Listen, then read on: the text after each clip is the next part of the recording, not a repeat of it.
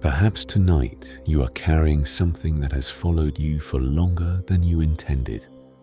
A conversation you cannot stop replaying. A mistake that still returns in quiet moments. A loss that happened years ago, yet somehow still feels close enough to touch. Life gives every one of us moments that hurt. No wisdom, no practice, no kindness can promise a life untouched by sorrow. Illness comes. Loved ones leave. Plans fall apart. The seasons change without asking whether we are ready. But more than 2,000 years ago, the Buddha offered a simple image that quietly transformed how countless people understood suffering. He spoke of two arrows. The first is the pain that life inevitably brings. The second is the one we often fire ourselves through fear, regret, resentment, endless replaying, or the stories we weave around what has already happened. Tonight is not about learning how to avoid the first arrow. It is about noticing the second. So come with me now to a small village on the edge of a wide plain, where the wind carried an old story from one generation to the next. A story that began with an ordinary widow, a frustrated farmer, and a traveler who asked a question so simple that, once heard, it became almost impossible to forget.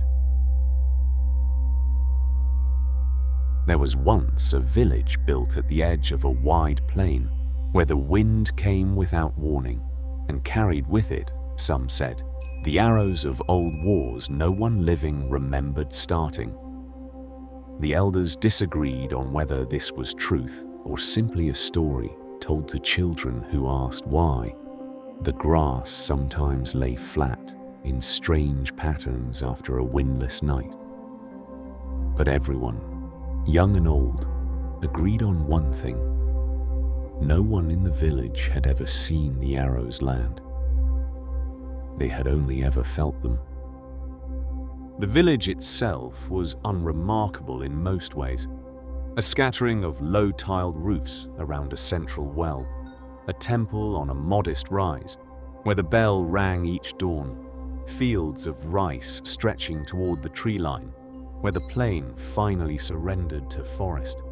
People married, farmed, argued over boundary stones, buried their dead beneath the same old banyan tree that had shaded 3 generations of funerals. It was, in short, a village like countless others, distinguished by nothing except what would happen there one particular season, when a traveler arrived and stayed 3 nights longer than anyone expected. An old woman named Sen kept a small shop that sold thread, needles, and dried plums, tucked into a narrow storefront between the rice merchant and the temple road. When her husband died in the spring, quickly, of a fever that took him in less than a week, the villagers came to her with soft voices and softer hands, expecting, as villagers do, to find her broken in the particular way grief was supposed to look, unable to rise, unable to speak, unable to measure a length of thread without her hands shaking.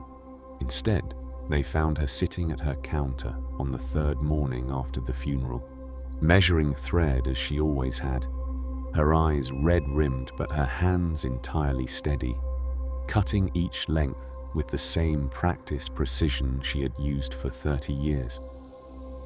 "You are not crying," said a neighbor, surprised, almost offended on Sen's behalf, as though the absence of visible collapse were itself a small betrayal of the dead.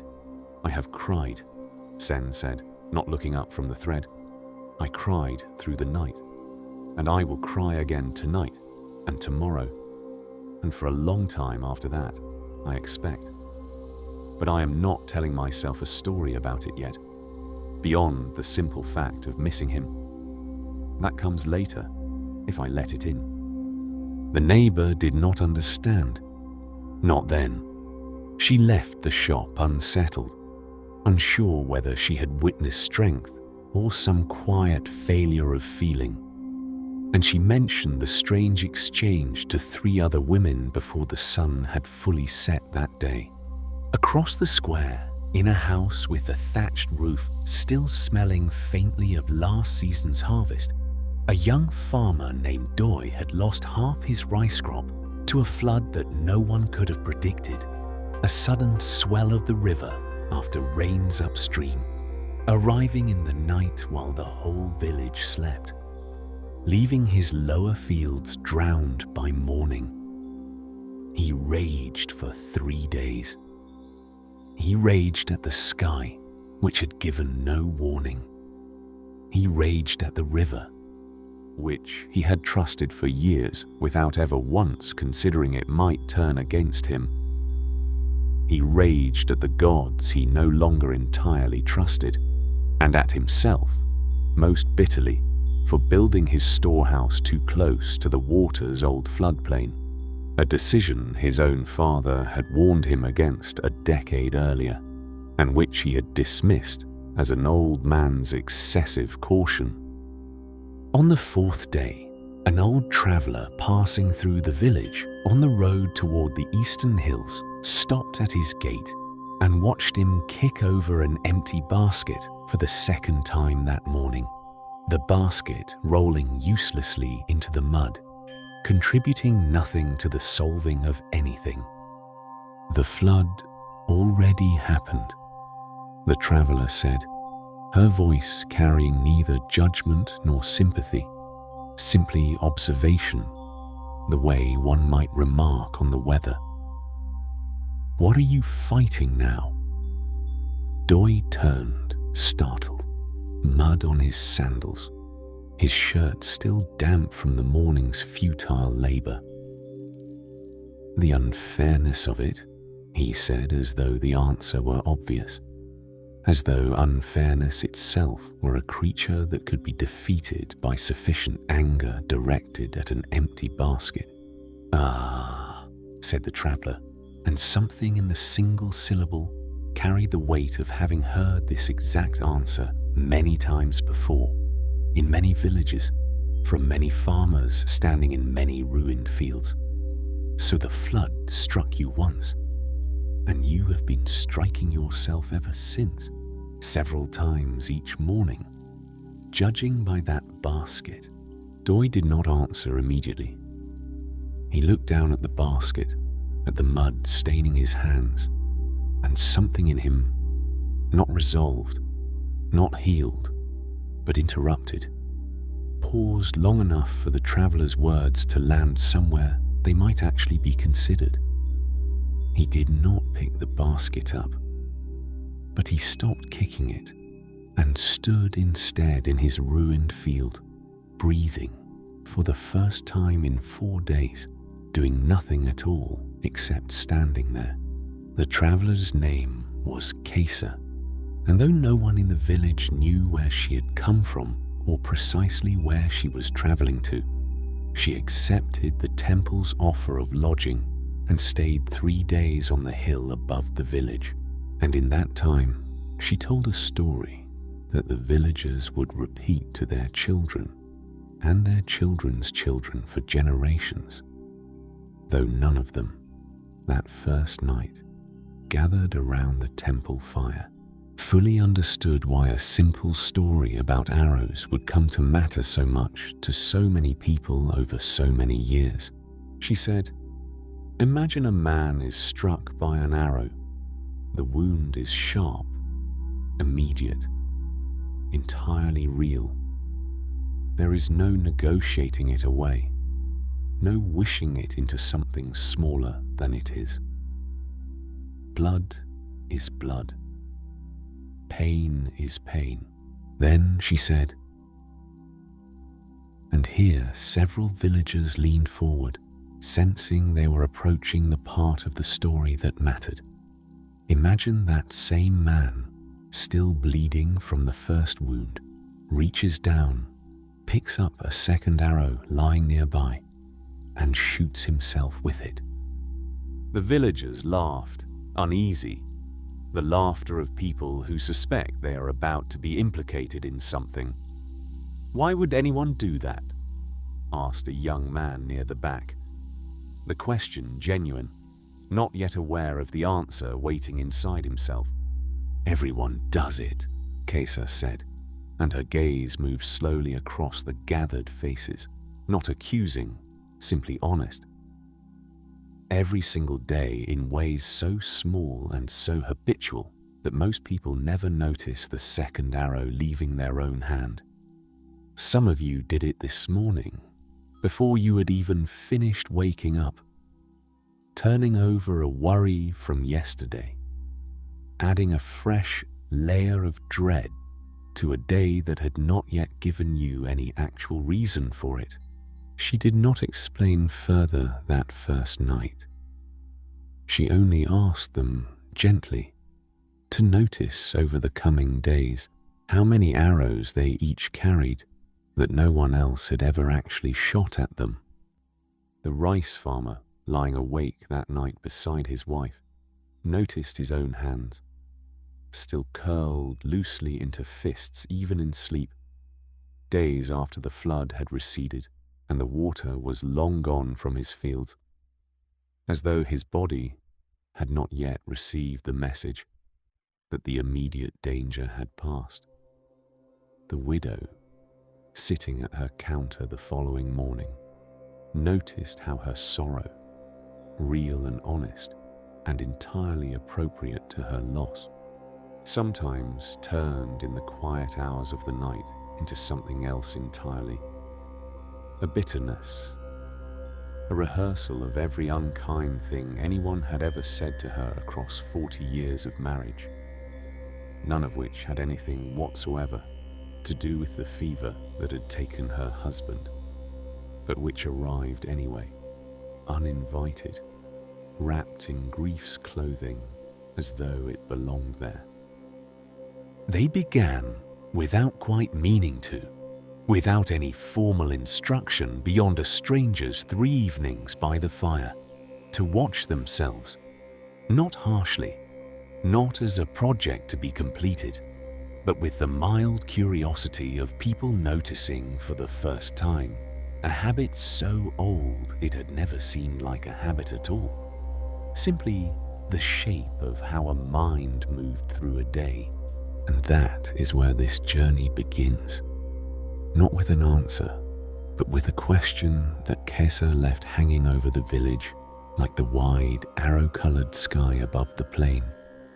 How many wounds are given to us by the world, and how many do we give ourselves, quietly, repeatedly, often without ever noticing our own hand on the bow?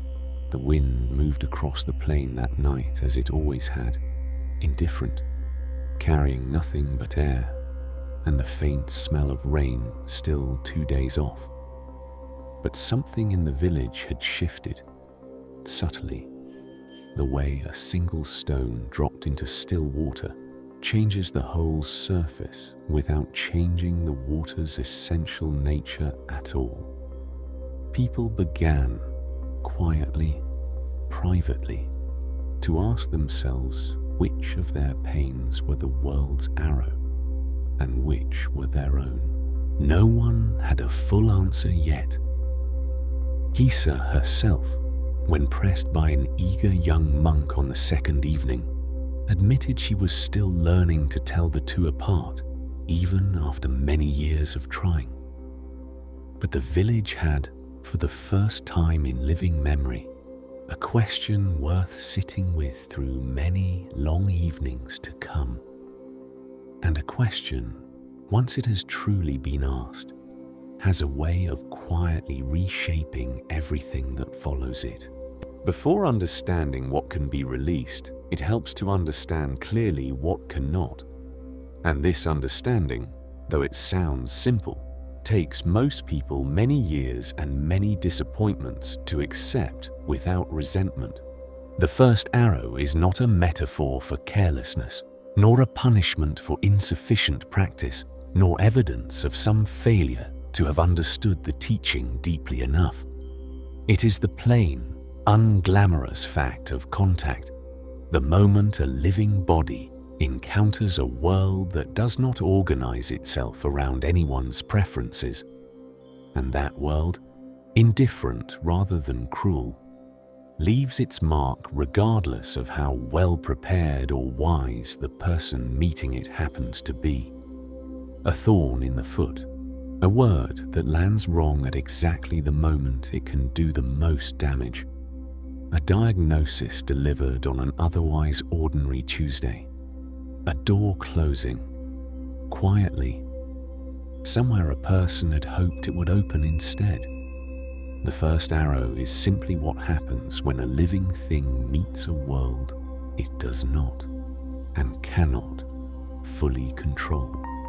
There is an old teaching carried through many monasteries in many slightly different forms across many centuries that even the most awakened being who has ever lived still felt the first arrow completely.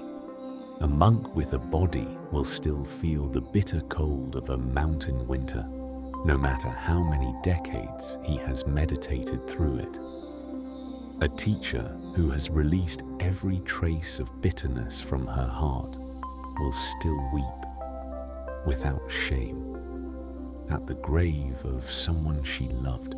The first arrow is not the enemy to be defeated through sufficient spiritual effort.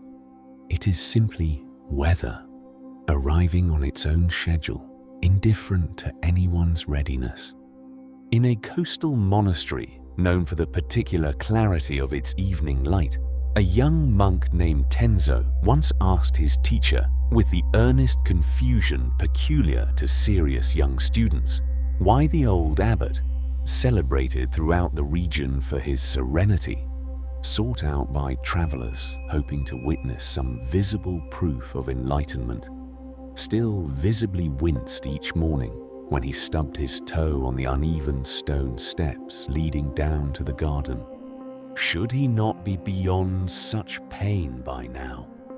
Tenzo asked, genuinely puzzled, as though enlightenment were a kind of armor that ought to have grown thick enough by now to deflect even stubbed toes. The teacher smiled, said nothing in immediate reply, and instead led Tenzo out to the garden, where a single large stone lay half buried near the winding path, worn smooth by generations of monks' careless feet. "Kick it," the teacher said simply. Tenzo did gently, more out of obedience than curiosity. He winced immediately, the sharp, small pain of stone against toe entirely ordinary and entirely unavoidable. "You have practiced diligently for 6 years, the teacher said. "Did the stone spare you out of respect for your discipline or knowledge of your progress on the path?" "No," Tenzo admitted, rubbing his foot. "The stone does not know your discipline, Tenzo. It is stone. It has no opinion of you whatsoever. Pain does not ask what you have earned or what you deserve, or how many years you have sat in stillness. It simply arrives, exactly as it always has, exactly as it will for the abbot until the day he dies, exactly as it will for you. This is the first foundational teaching a person must genuinely sit with, not merely hear once and nod at, but actually turn over slowly across many quiet mornings before anything else in this journey will make sense. The arrow will come. It always has. It always will. For as long as a person has a body capable of feeling and a heart capable of loving anything at all. No accumulation of wisdom removes the nerve endings that register pain. No depth of practice softens on its own the grief of genuine loss. No amount of spiritual understanding negotiates successfully with illness or old age, or the simple fact that everything a person loves is, by its nature, impermanent and therefore eventually lost. To pretend otherwise, to perform a serenity, that has not actually been earned through the difficult work of feeling things fully is not peace at all. It is a kind of quiet, exhausting theatre, and eventually, for everyone who attempts it, it collapses under its own weight. There is a meaningful difference worth dwelling on between accepting the first arrow and welcoming it as some kind of secret gift.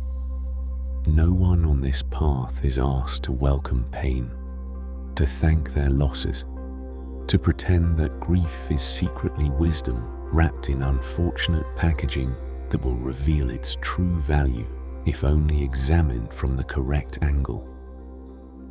The first arrow may simply, and this alone is difficult enough, be met, felt fully and honestly, without flinching away from the plain fact of it, and crucially, without adding anything further to it. Consider a woman named Anne, who ran a small ferry across a narrow, fast-moving river for over 30 years, carrying farmers and merchants and the occasional wandering monk from one bank to the other for a modest coin each crossing. She had lost a son to fever when he was only 4 years old, a loss so early in both their lives that some of the village's younger generation did not even know she had once had a son at all. She never spoke of it lightly, and she never pretended, even after 3 decades, that the wound had closed into something tidy or fully healed. Each year on his birthday, she closed the ferry entirely for the day and sat alone by the water's edge, regardless of weather, regardless of how many travelers waited impatiently on either bank. Passengers who did not know her history sometimes grew frustrated, asking loudly why the ferry wasn't running on this particular day when it ran every other day of the year without fail. "The river will still be there tomorrow," she would say to no one in particular, gazing at the water, and it became, over the years, less an explanation offered to strangers and more a kind of private prayer she repeated to herself.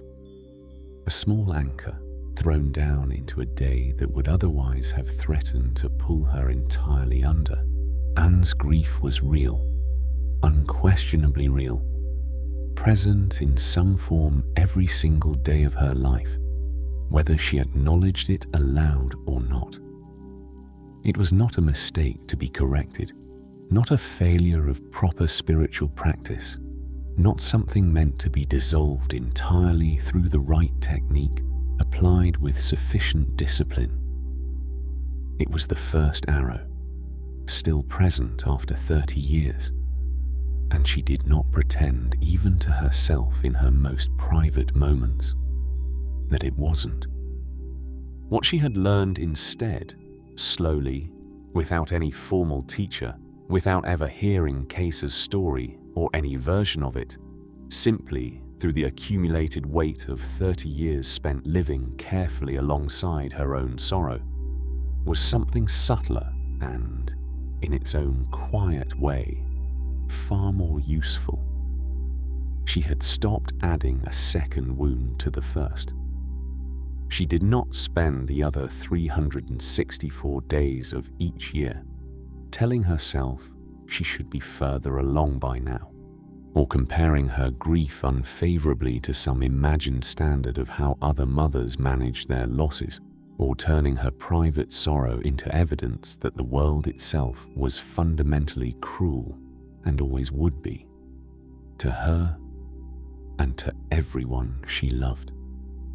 She simply let the one day be the one day, honored fully and without apology. And then, the following morning, she opened the ferry again and carried farmers and merchants across the river exactly as she always had. This, then, is the essential shape of the first arrow: sharp, honest, sometimes lasting a lifetime in some diminished but persistent form, and entirely separate, This separation being the crucial insight from whatever a person chooses to do with it afterward in the long string of ordinary days that follow any single wound. The wind still moves across every plane, every dock, every quiet room where someone waits anxiously for news that has not yet arrived. It does not choose its targets with any fairness.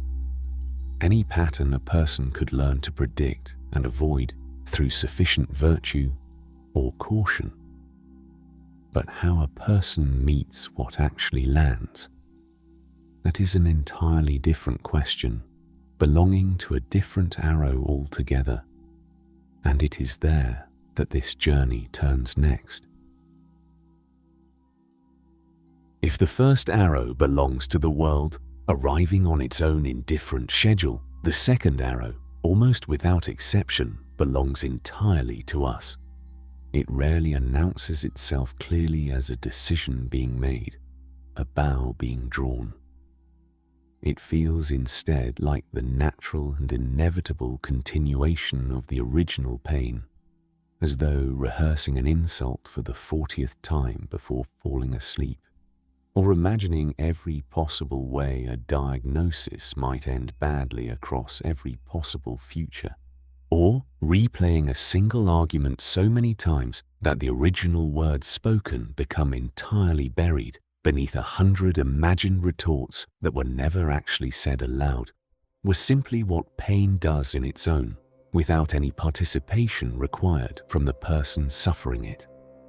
But watch closely enough, patiently enough, across enough ordinary days, and a gap begins to appear where none seemed to exist before.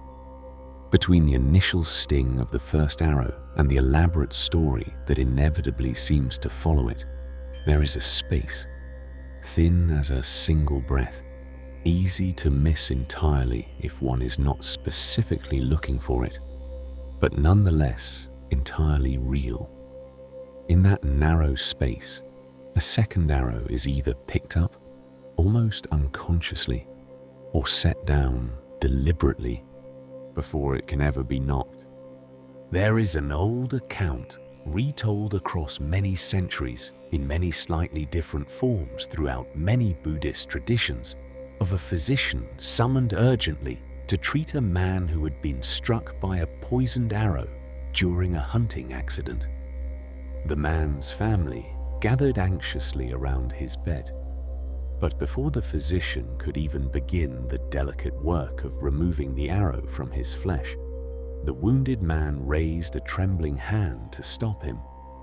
"Wait," he said, his voice already weakening. "Before you touch it, first tell me who shot this arrow. Was the man tall or was he short? What was the name of his village? And was it to the north or the south of here? Was the bow itself made of which particular wood? And was the poison mixed with snake venom or with the sap of some plant I might recognize if described to me?" The physician looked helplessly at the gathered family, and the family looked back at the man, whose blood was already visibly darkening the cloth pressed beneath him, spreading slowly across the fabric while the questions continued. "If we wait to answer all of those questions," the physician said finally, as gently as the urgency of the moment allowed, "you will die. I am afraid, knowing everything about your enemy, except how it might have felt to be free of the arrow he left inside you." This particular story has traveled, largely unchanged in its essential shape, for well over 2,000 years, because the demand it describes so plainly is one that every single person recognizes, with some discomfort, in themselves. Someone cuts us off carelessly in traffic, and we do not simply feel the honest, momentary jolt of near collision and the adrenaline that follows it. We spend, quite often, the next 20 minutes constructing an entire imagined biography of the offending driver's character, their upbringing, Their long list of moral failures, delivered with great conviction inside a courtroom that exists nowhere except inside our own skull, to a defendant who will never once hear the verdict being rendered against them. A close friend does not answer a message for 2 full days, and the mind, entirely uninvited, begins quietly building an elaborate case. They must be angry with us. They no longer value the friendship as they once claimed to. Something must have been said last month that was never truly forgiven, despite outward appearances. Perhaps nothing was ever quite as solid between the two of you as you had once believed. None of this has been confirmed by any actual evidence. All of it, every carefully reasoned suspicion, is second arrow, manufactured entirely from silence. In a mountain village known throughout the region for its fine weavers, there lived a man named Puth who took a certain quiet pride in the exceptional quality of his memory. He could recall, with unsettling and often unwelcome precision, every debt ever owed to him going back decades, every slight received from people who had likely forgotten the incident entirely within the week, every promise broken by acquaintances who had never fully understood or perhaps never even intended the weight Puth had assigned to their casual words. His wife once asked him, gently, over their evening meal, why he kept a small wooden box on the corner of their table, filled with folded scraps of paper, private notes to himself recording each grievance, carefully dated and described in detail, as though building a legal case that would someday need presenting before some tribunal that existed only in his own mind. So that I do not forget, he said, not looking up from his rice. Forget what exactly? What was done to me? All of it.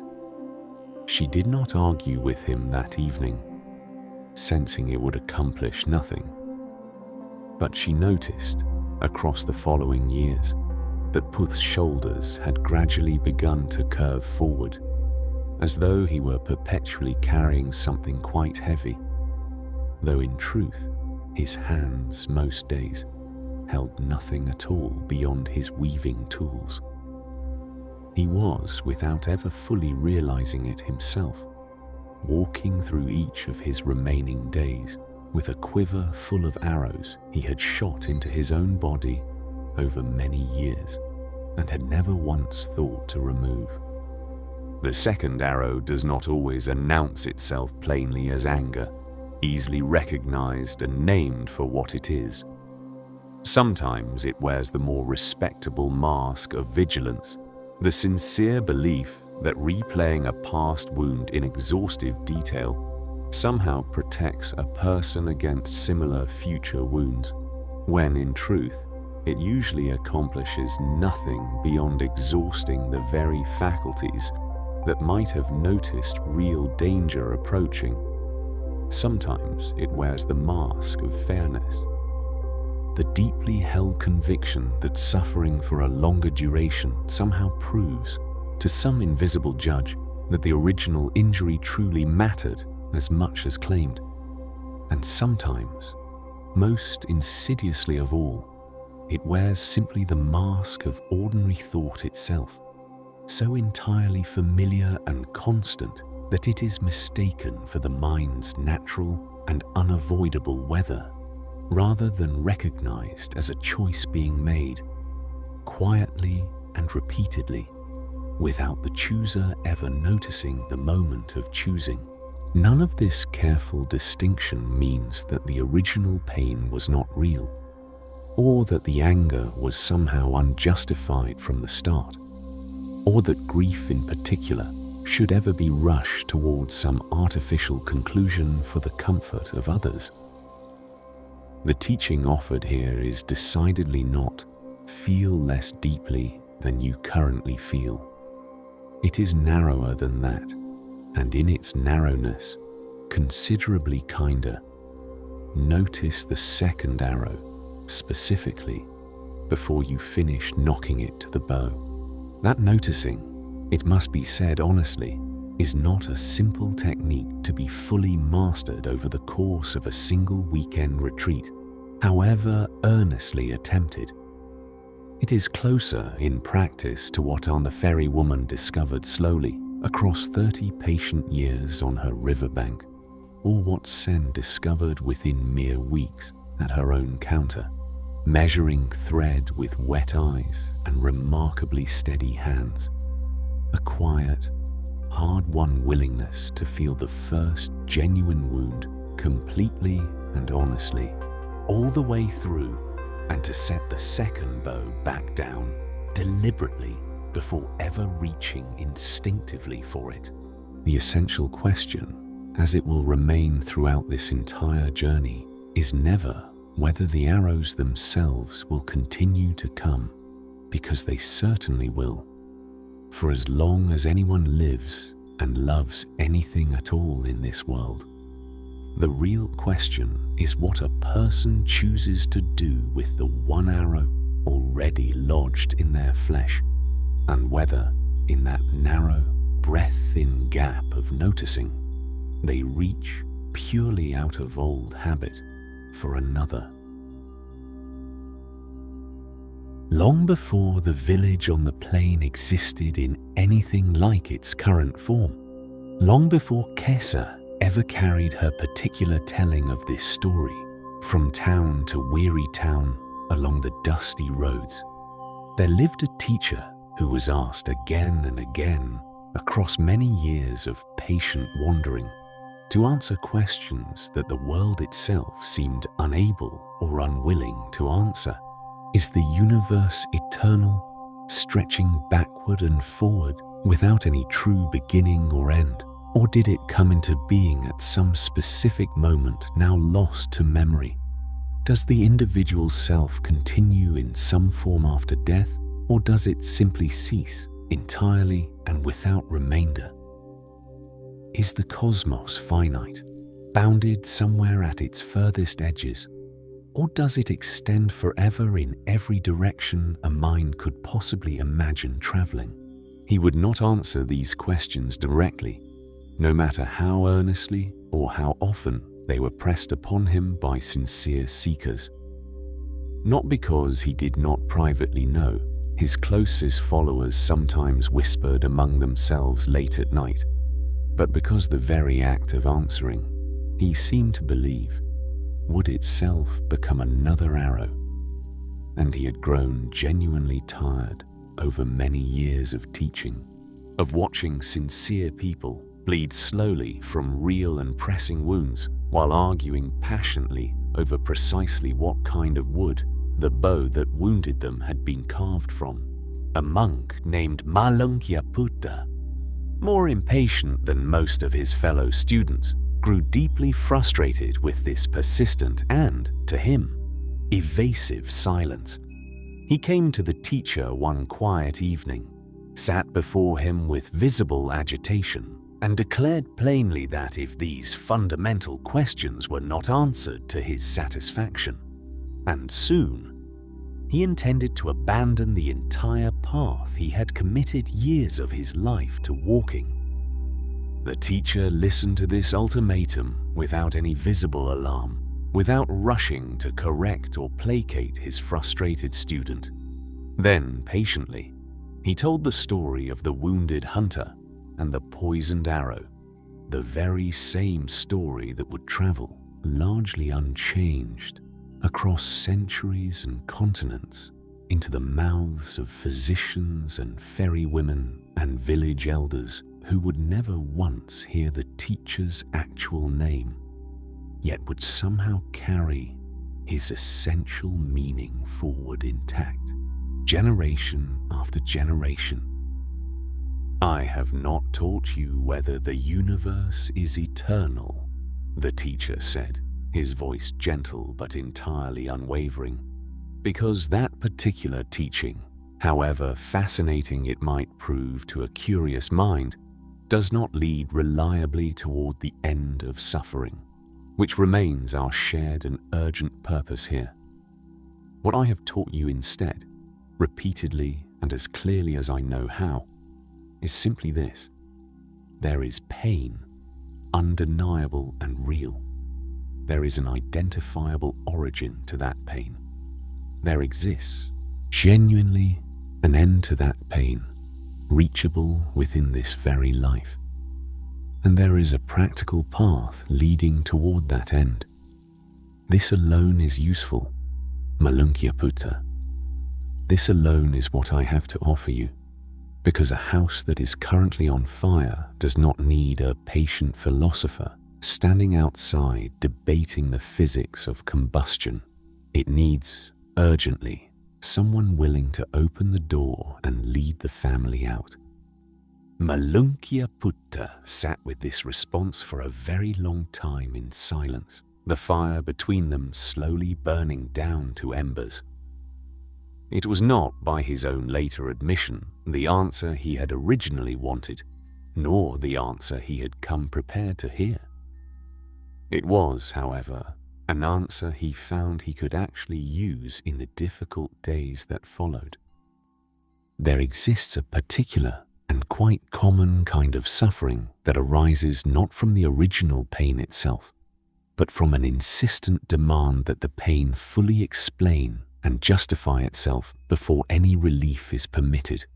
An insistence that absolute fairness must first be proven beyond doubt, that blame must be assigned with total and complete accuracy, down to the smallest detail, that every possible why must be fully resolved before any peace whatsoever is allowed to enter.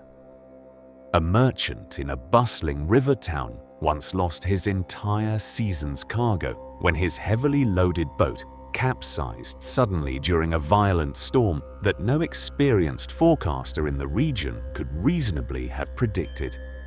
He spent the following 2 years of his life in a slow, all-consuming pursuit of definitive answers. Was the disaster the boatman's careless error, the shipwright's poor original construction, or his own regrettable decision to set sail a full day earlier than his usual, more cautious schedule? He hired private investigators at considerable expense. He wrote lengthy letters to distant officials. He grew visibly thin and increasingly withdrawn, and the many merchants and friends who had once genuinely enjoyed his company began quietly avoiding him altogether, uncertain how to speak comfortably with a man who had methodically transformed his own private grief into an unsolvable case file that consumed every conversation. His own old teacher, a retired ferryman by trade who had taught him the basics of river trade decades earlier, visited him one quiet evening and asked, without any particular drama, a single simple question: if you learn, beyond any possible doubt, precisely and completely whose fault the sinking truly was, will your lost cargo somehow return to you because of that knowledge? The merchant said nothing at all in reply, staring at his own hands. Then you are pulling a second arrow from someone else's quiver entirely, the old ferryman continued gently, and shooting it deliberately into your own remaining leg, hoping against all reason that the fresh wound will somehow finally answer a question the world itself was never going to answer for you, no matter how diligently or how long you searched. The merchant did not abandon his exhausting search all at once, out of pride if nothing else, but something essential in him loosened that evening, almost imperceptibly at first. He began very slowly over the following months to rebuild what remained of his trade, not because the original mystery had finally been solved to his satisfaction, but because he had at last genuinely understood that solving it, even if it were somehow possible, was never actually the door leading out of his own burning house. This, ultimately, is the true heart of the ancient teacher's famous refusal to answer questions the world was never designed to answer. Not evasion born of ignorance or fear, but a form of profound mercy. Some fires require immediate attention right now, in this present moment, not later, not only after every conceivable explanation has first been thoroughly secured and verified. The path the teacher offered instead was never a denial that pain has genuine, traceable causes worth understanding where possible. It was rather a careful redirection of urgency away from what may prove permanently unanswerable and firmly toward the immediate, actionable question that always remains available. What is actually happening right now? And what am I choosing to do about it in this single breath? The villagers gathered on the plain many generations later would never learn this ancient teacher's actual name, nor the exact details of his life and travels. But when Kesa told them her own version of the story of the hunter and the poisoned arrow, she was faithfully passing down, essentially unbroken across countless intervening generations, a lesson that had already, long ago, saved one frustrated young monk from walking permanently away from his own hard-won peace over a question that was simply never going to be fully answered within the span of a single human lifetime.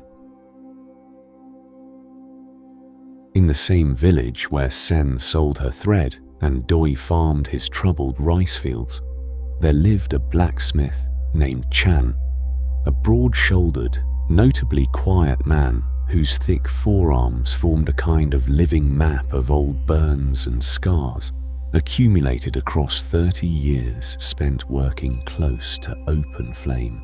One ordinary afternoon, a stray spark leapt unexpectedly from his forge and landed squarely on his exposed forearm.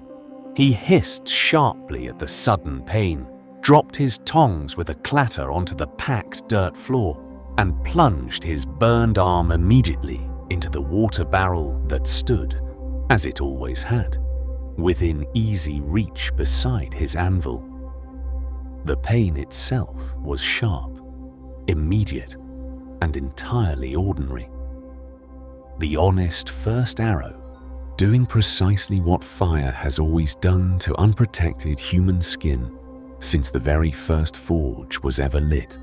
His young apprentice, a boy of perhaps 14 who had only recently begun his training, watched this entire sequence with wide, uncertain eyes, half expecting his master to curse loudly at the forge itself, or at the offending spark, or at his own apparent carelessness in tending the fire. Instead, Chan simply exhaled slowly and audibly, kept his throbbing arm submerged in the cool water, and said nothing at all for a long, unhurried moment, while the pain gradually receded to something more manageable. "Does it not make you angry?" the boy finally asked, unable to contain his curiosity any longer. "It makes me burned," Chan said simply, still watching the water ripple gently around his arm. "Anger on top of that would only make me burned and tired both, and I have work still waiting to be finished before evening." The boy did not fully understand this distinction, not yet, not with any real depth. But he noticed, with the quiet attentiveness particular to apprentices closely watching their masters, that Chan returned to his forge within the hour, his arm loosely wrapped in clean cloth, his hammer falling against hot metal in exactly the same steady, unbroken rhythm as always, while the boy's own father, a farmer by trade, had once badly sprained his ankle simply by stepping carelessly into a hidden hole in one of his fields, and had subsequently spent the following full week complaining bitterly and at length, not merely about the ankle itself, but about the entire troublesome field, about the specific hole, about a neighbor who should surely have filled it in properly months earlier, about the local government's general and long-standing failure to maintain the roads and paths throughout the district, and eventually about the broader and more abstract unfairness of an entire life spent laboring on land that, in his considered opinion, never seemed to properly love him back for all his effort. The ankle itself healed within roughly the same span of time either way, regardless of how much additional complaint had been layered on top of the original injury. But the father's entire week had been made considerably heavier and more exhausting than it strictly needed to be. And the boy, without yet possessing the precise language to articulate what he sensed. Notice clearly the meaningful difference between these two households and the two very different ways their respective injuries had been carried. Chan later told him something the boy would carry with him, largely unspoken, for the remainder of his own life. A burn has exactly one shape, boy, simple and clear. Complaint, left unchecked, has 1,000 different shapes, branching endlessly in every direction, and not a single one of them closes the original wound any faster than doing nothing at all. This teaching did not mean that Chan himself never felt frustration or anger under any circumstances. He was not, after all, some stone statue merely draped in a blacksmith's leather apron, immune to ordinary human feeling. When a difficult customer once refused, quite unreasonably, to pay the fair and previously agreed price for a finished set of tools, Chan felt the old, entirely familiar heat of genuine injustice rising sharply in his chest, exactly as any reasonable person would. But he had learned, gradually, across many years spent working closely with his own forge, to treat that particular rising heat the way he treated the literal heat of his furnace, present and undeniably real, genuinely useful within certain sensible limits, but potentially quite dangerous if ever allowed to spread carelessly beyond its properly intended container. Fire builds the blade when it is properly contained, he told the boy on another occasion entirely. The very same fire, left uncontained and allowed to spread beyond the forge, burns down the whole house instead, family and all. The fire itself is not fundamentally different in either case. What differs entirely is where a person chooses, deliberately, to let it go. The boy grew steadily older under Chan's patient instruction and eventually inherited the forge himself, as apprentices sometimes do when their masters grow too old to swing the heavy hammer.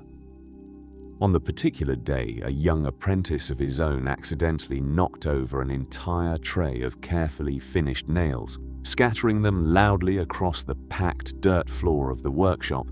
He found himself instinctively opening his mouth to snap sharply at the boy. The old, half-forgotten habit of his own long-dead father rising unbidden within him after so many years. And then, remembering quite suddenly Chan's steady water barrel and Chan's characteristic slow exhale from decades earlier, he deliberately closed his mouth instead, knelt down without another word, and began calmly picking up the scattered nails one by one. "Are you not angry with me?" the frightened new apprentice asked nervously, unknowingly echoing almost exactly the very same question Chan's own apprentice had once asked so many years before. "I am currently picking up nails," the blacksmith said simply, not looking up from his work. That particular task is entirely sufficient for me to be doing right at this moment, and nothing more is required of either of us just now. This, then, is the practical shape this ancient teaching most often takes within ordinary rooms and ordinary lives. Not some impossible absence of sparks altogether, not a stoic refusal to notice or feel the genuine burn when it inevitably comes, but rather a careful narrowing of what is permitted to happen immediately afterward. The first arrow lands exactly as it always eventually does. The water barrel, metaphorical or literal, stands close by, ready and waiting, and the second arrow, the elaborate story constructed about whose fault it truly was, the exhausting rehearsal of every burn that came before this particular one, the slow building of a case against an entire life for daring to include the risk of fire at all, remains more often than not, with sufficient practice, safely back in the quiver where it belongs, at least on the better days, at least with enough patient years of practice behind it. Sen's grief in the difficult months that followed her husband's sudden death did not move in anything resembling a straight, predictable line toward eventual healing. Few genuine griefs ever do, regardless of what comforting stories people sometimes tell each other about the supposed stages of mourning. There were certain mornings when she woke without immediately remembering, in that first brief and blessedly confused moment of waking, that anything fundamental had changed in her life at all. And then the full remembering would arrive inevitably, like sudden weather rolling in off the plain, sharp and complete, and entirely overwhelming. This was simply the first arrow, returning faithfully again and again as grief so often does. Entirely indifferent to how many previous mornings it had already visited her in exactly the same way.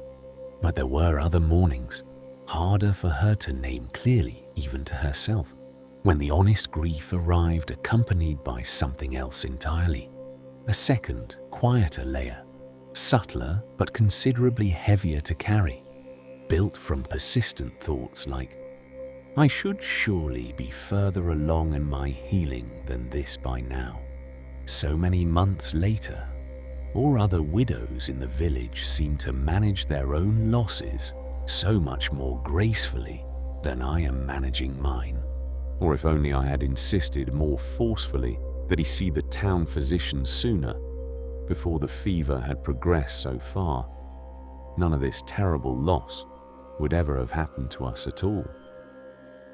She began to notice, slowly and with growing clarity across the passing weeks, a genuine difference in the underlying texture of these two distinct kinds of pain she was experiencing. The first kind was clean in its own way, almost startlingly simple in its basic honesty, a wound that ached quite reasonably, precisely because a genuine wound had in fact been made in her heart. The second kind was considerably more tangled, self-referential in an exhausting way, constructed largely from harsh judgment about the grief itself, unfavorable comparison to other widows she had only imagined managing better, and blame carefully assigned after the fact to a medical decision that had seemed entirely reasonable and appropriate at the actual time it was originally made, with the information available then. One quiet evening, a considerably younger widow from a neighboring village came specifically to Sen's small shop, having heard through the reliable channels of village gossip that Sen had somehow discovered a way to carry her own grief without being entirely crushed beneath its accumulating weight. "Please tell me your secret," the young woman said, her tone somewhere between gentle joking and genuine desperation. Sen did not possess any secret, not in the dramatic sense the young widow clearly meant. But she offered, honestly and without embellishment, what she herself had slowly come to notice across her own difficult months. "When the honest sadness comes to visit me," Sen said, setting down the thread she had been measuring, "I let it come all the way in through the front door, without fighting it or trying to bar its entry.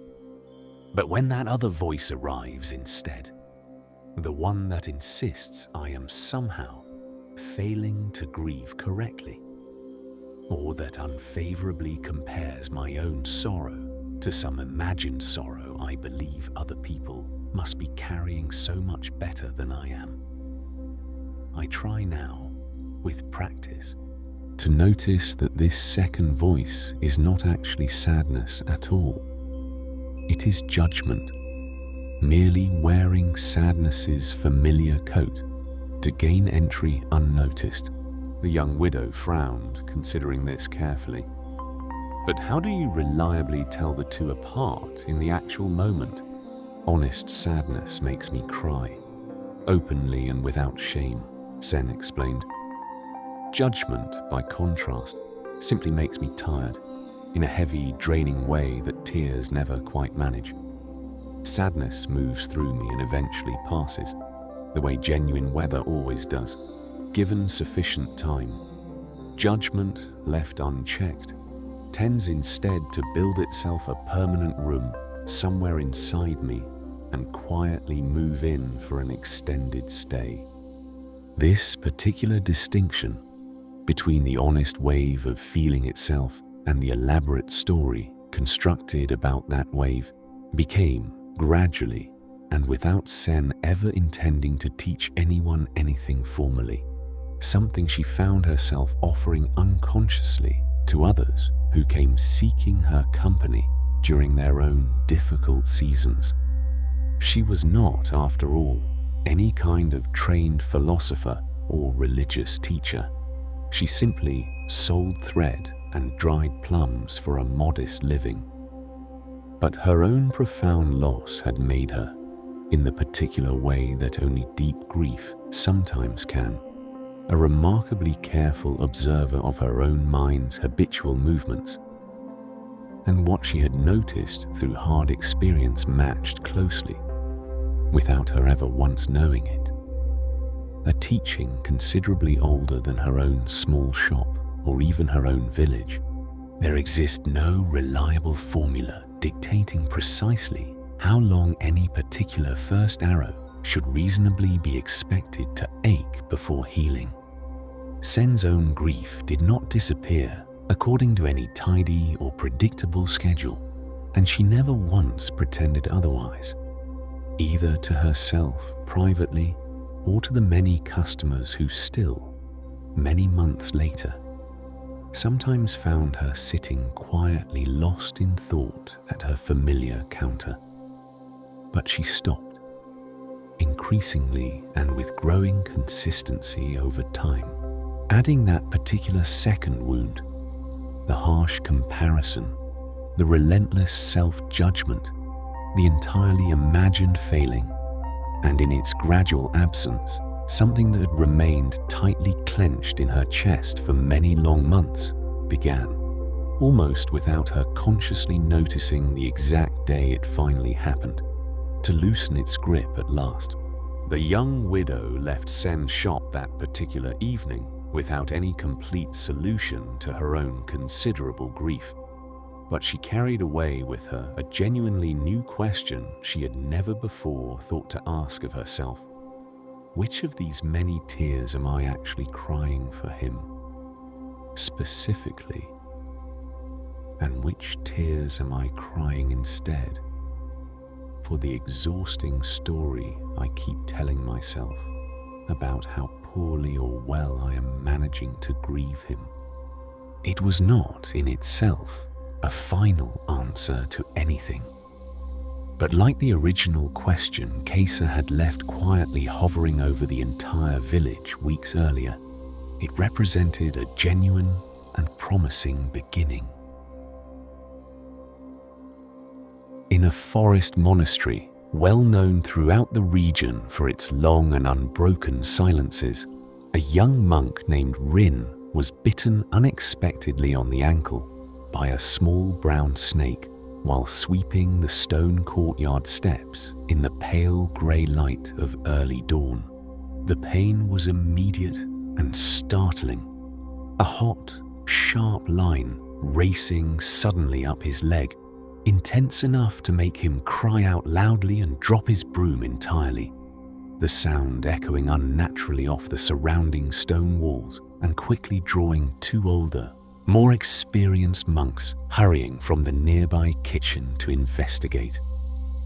They moved quickly but calmly, working together with practiced efficiency to bind his leg firmly above the bite, sending a younger novice running as fast as he could toward the healer who lived in the valley below the monastery.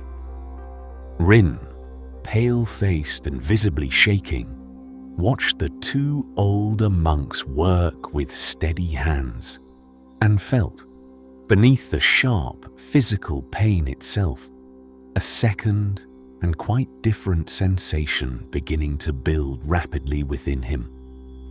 A tightening, rising panic accompanied by an insistent internal voice declaring with absolute conviction that he was surely about to die right there on those familiar stone steps, having accomplished nothing meaningful in his short life. One of the older monks, a calm woman named Aura, who had lived and taught at the monastery for over 40 years, knelt down beside him immediately and spoke in a low, remarkably steady voice that somehow cut through his rising panic. "The leg genuinely hurts. That is one true thing happening right now," she said, her hands continuing their careful work even as she spoke. "The elaborate story your frightened mind is currently telling you about the leg is an entirely separate thing. Can you feel the real difference between these two? Even now?" Rin, through gritted teeth and considerable effort, managed a small, uncertain nod, though he did not yet fully grasp what she meant in any deep sense. "Stay closely with the actual hurt itself," Aura instructed calmly. "Let the frightened story wait patiently outside the door for now, until we know more." It was, Rin would later say many times to his own students, one of the strangest and yet ultimately most useful instructions he ever received in his entire life. He could not simply stop the rising fear altogether through sheer will alone. It kept trying repeatedly to rush back in, fully loaded with imagined dark futures, imagined funerals, imagined regrets about a life cut short. But each time it surged forward, Aura's calm voice anchored him firmly back to the present moment. The leg hurts. That alone is one simple thing. He found, somewhat to his own genuine surprise, that returning again and again to the plain, honest physical sensation itself, deliberately setting aside the elaborate narrative wrapped tightly around it, made the anxious waiting for the healer almost entirely bearable. The healer arrived within the hour, slightly out of breath from hurrying up the steep valley path, and quickly confirmed what Aura had already quietly suspected. The snake was a common, entirely non-venomous variety found throughout the region, far more startling in the moment than genuinely dangerous to a healthy adult. Rin's leg would ache uncomfortably for a few more days, and then, the healer assured him, would be completely forgotten within a week or two. That evening, resting quietly in his small sleeping quarters, Rin asked Aura directly how she had known, in that frightening and chaotic moment, to separate the physical pain so cleanly from the rising panic that had threatened to overwhelm him entirely. I did not always know how, she admitted honestly, settling herself onto the low stool beside his sleeping mat.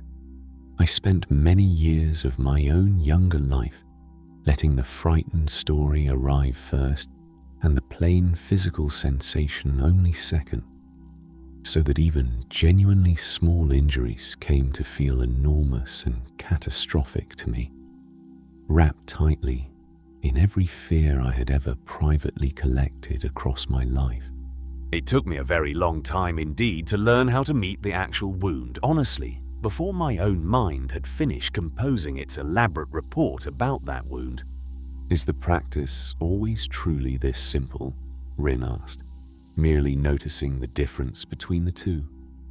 Aura smiled at this, the particular knowing smile of someone who has genuinely practiced something quite difficult for many decades and no longer pretends to her students that it has ever been effortless.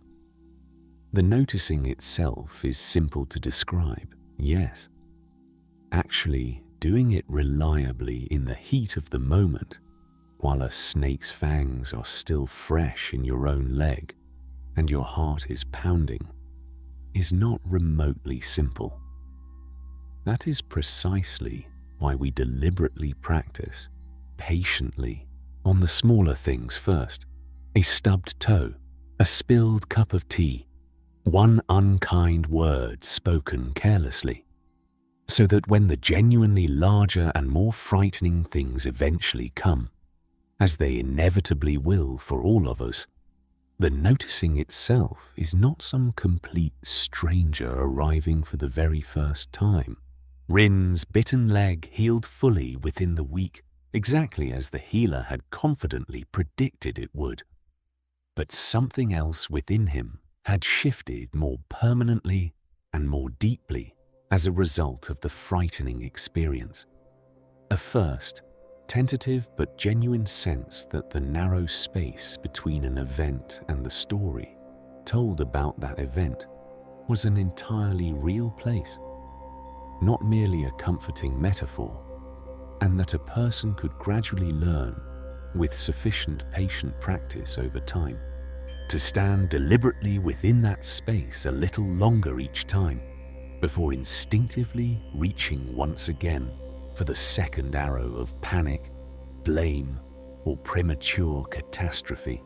He returned to his familiar task of sweeping the stone courtyard steps the following morning, watching the ground somewhat more carefully than he had before, but noticeably without the low, persistent hum of dread that might once, before that day, have followed such a genuine fright.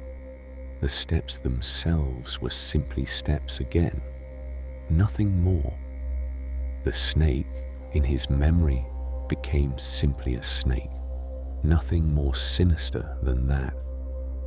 And the frightened story, at least for now, remained patiently waiting outside the door where Aura had first taught him to leave it. Below the monastery, a narrow river ran swiftly through a stone gorge, and at one particular bend a large grey boulder sat squarely in its path, entirely unmoved by any flood in living memory, its surface worn smooth by countless generations of rushing water. Rin, still slightly tender in his recovering leg, was sent one quiet afternoon to fetch water for the kitchen, and found himself sitting longer than strictly necessary at the river's mossy edge, watching the steady current meet the immovable rock again and again without pause. He noticed something he had genuinely never paid close attention to before, despite having lived beside this same river for several years. The water did not slow itself in visible hesitation before the obstacle, did not gather itself dramatically in evident fury, did not fling itself uselessly against the unyielding stone in repeated, futile protest. It simply divided smoothly around the rock, curved with the available space, found whatever passage remained open to it, and continued onward without any apparent resentment toward the obstacle that had briefly interrupted its path. He mentioned this small observation to Aura that same evening, feeling slightly embarrassed at how long he had spent simply watching water do what water had always naturally done, without any deeper meaning necessarily intended. "You have found yourself a genuinely good teacher today, and it cost you nothing but a little idle time," Aura said, clearly pleased. The river does not pretend the rock simply isn't there, blocking part of its path. It does not deny the plain fact of the obstacle before it, but it also refuses to waste its considerable force arguing uselessly with what genuinely cannot presently be moved. It finds patiently the actual shape of what is real, and it continues onward regardless. But surely, sometimes real obstacles genuinely should be fought against and overcome, Rin said, thinking of the injustices he had occasionally witnessed, even within the monastery's own quiet walls. Sometimes the rock in question truly is wrong to be there at all, and should not remain unchallenged. Yes, quite true, Aura agreed readily. And even then, watch carefully how the water itself moves in response. When genuine floods eventually come, and the river truly gathers enough accumulated force to carry even a large rock away entirely, notice closely. It still does not accomplish this feat by hurling itself uselessly against the same unyielding stone from the identical failing angle for 100 consecutive years without adaptation.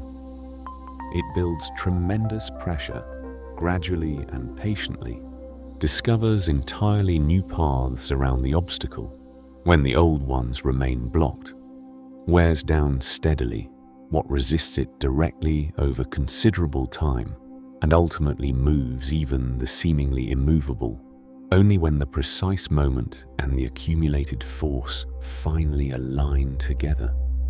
Fighting wisely and effectively is simply not the same thing at all as fighting blindly and wastefully. Rin thought carefully, in the quiet that followed, of his own troubled mind in the difficult days since the snakebite. How often, in years past, even a genuinely small setback had sent him spiraling into a kind of exhausting internal thrashing, endlessly replaying the perceived unfairness of the situation, imagining elaborate confrontations that would likely never actually occur, wearing himself down completely against obstacles that either could not presently be moved at all, or could only ever be moved through patience he had not yet learned to properly practice. Over the many months that gradually followed this conversation, Rin began noticing the river's essential lesson appearing everywhere throughout his daily life at the monastery. When a fellow monk once spoke sharply and unfairly to him over a simple misplaced garden tool, he felt the familiar old urge rising within him to fling himself immediately against the moment, to loudly defend his own innocence, to mentally rehearse the clear injustice of the accusation for the remainder of the day, to carry the sharp, unkind words forward through all his subsequent tasks like an uncomfortable stone lodged permanently in his sandal. But increasingly, and with growing consistency, he found himself instead simply pausing, allowing himself to feel the honest sting fully for a moment, and then, much like water patiently meeting an immovable rock, simply continuing onward with his day, not because the sharp words themselves hadn't genuinely landed and stung, but because thrashing uselessly against them afterward changed absolutely nothing about the situation, except how thoroughly exhausted he became by evening. This gradual shift did not mean that Rin became in any way passive or unwilling to stand firmly for what genuinely mattered. When, some years later, he took on the considerable responsibility of overseeing the monastery's small village school and discovered that the local magistrate was actively attempting to seize the surrounding land for a private orchard venture, Rin fought that particular prolonged battle with absolutely everything he had available to him: carefully drafted petitions, one patient alliance building among sympathetic neighbors, and painstaking negotiations sustained across 3 genuinely difficult years. But even during that demanding struggle, Aura noticed with quiet approval, he fought consistently like the river during genuine flood, with sustained, carefully gathered force deliberately aimed at what could actually still be changed through reasonable effort, rather than the scattered, ultimately exhausting fury of someone fighting mainly because the very act of fighting felt like the only available proof that the underlying injustice truly mattered to him. The great rock down in the gorge remains exactly where it has always been, Aura told him once, quite near the end of her own long and full life. It will very likely outlast the both of us combined, regardless of how many more floods pass through this valley. And yet the river itself has never once, in all that time, actually stopped its steady movement on account of that unmoved rock. Rin never forgot the essential shape of this particular lesson for the remainder of his own long life.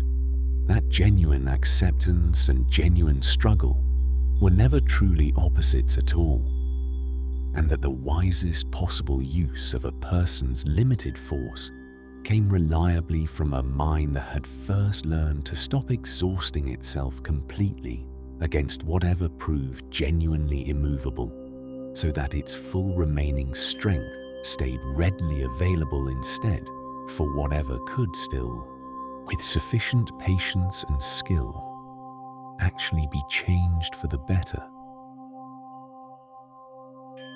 Every single morning without exception at the monastery, a single bronze bell rang out clearly at first light to mark the formal beginning of the community's morning meditation. Aura had grown old enough by this point in her life that her hearing had noticeably dimmed with age. Yet she claimed, smiling whenever the subject arose, that she heard that particular bell more clearly and completely now than she ever had at the age of 20. How can that possibly be true? A young nun named Feng once asked her directly, only half believing such an obviously paradoxical claim. At 20 years old, I would hear the bell ring and my mind would immediately leap forward to think about the entire day still stretching ahead of me, the many chores still waiting to be completed, some minor argument left unresolved from the previous evening, whether the rice would finish cooking properly in time for the midday meal. The bell itself rang exactly once, as it always does.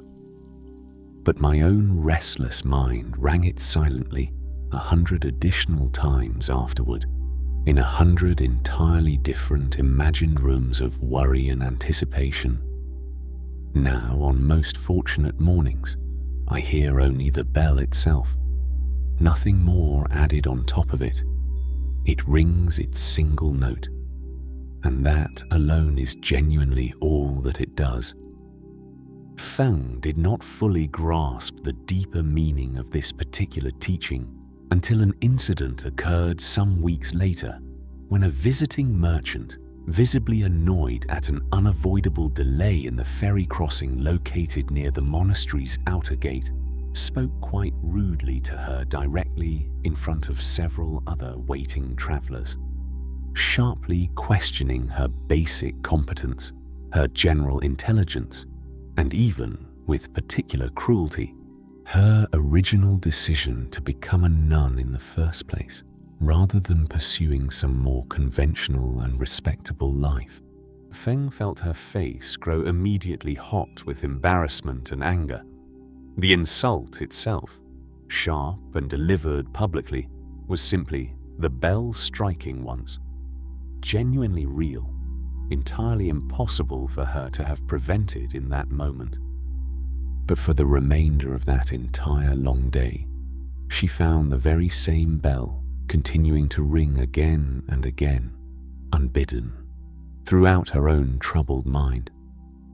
At the community's midday meal, she found herself silently rehearsing sharper and more devastating replies she wished desperately she had actually delivered to the rude merchant in the moment.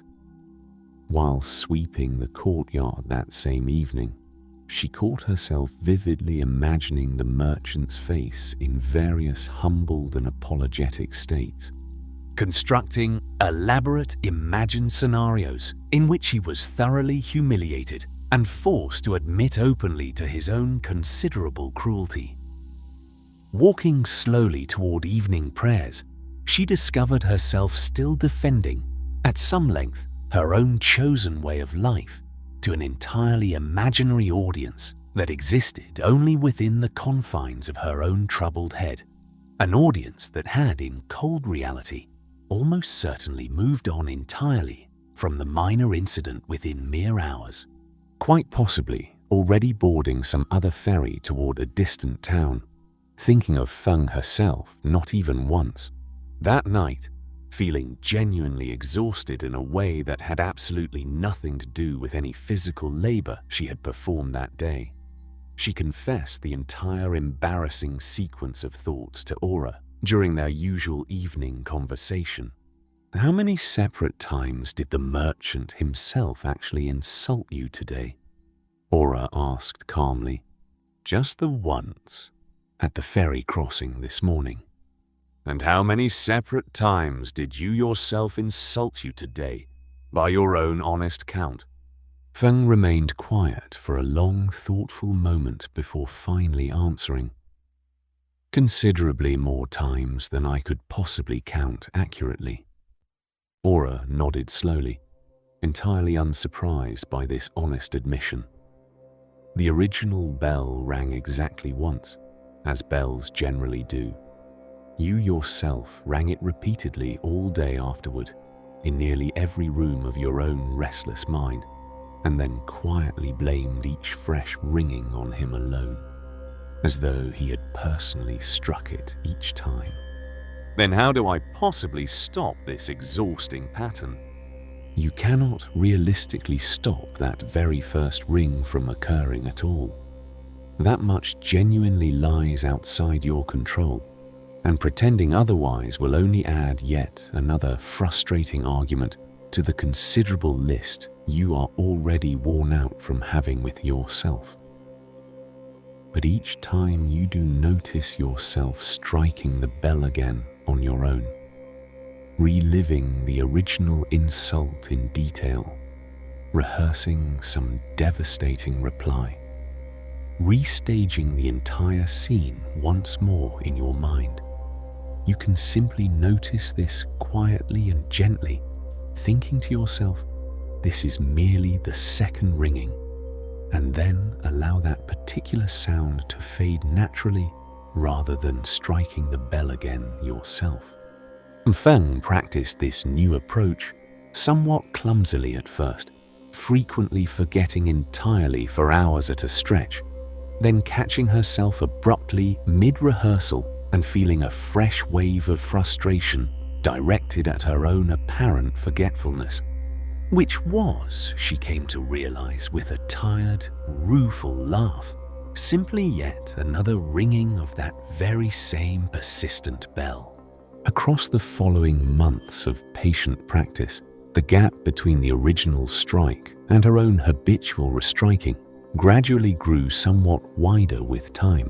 She did not become, even after considerable effort, someone who never again felt genuinely stung by casual unkindness from others. She came to doubt, in fact, that anyone truly reached that particular state, however long and diligently they practiced.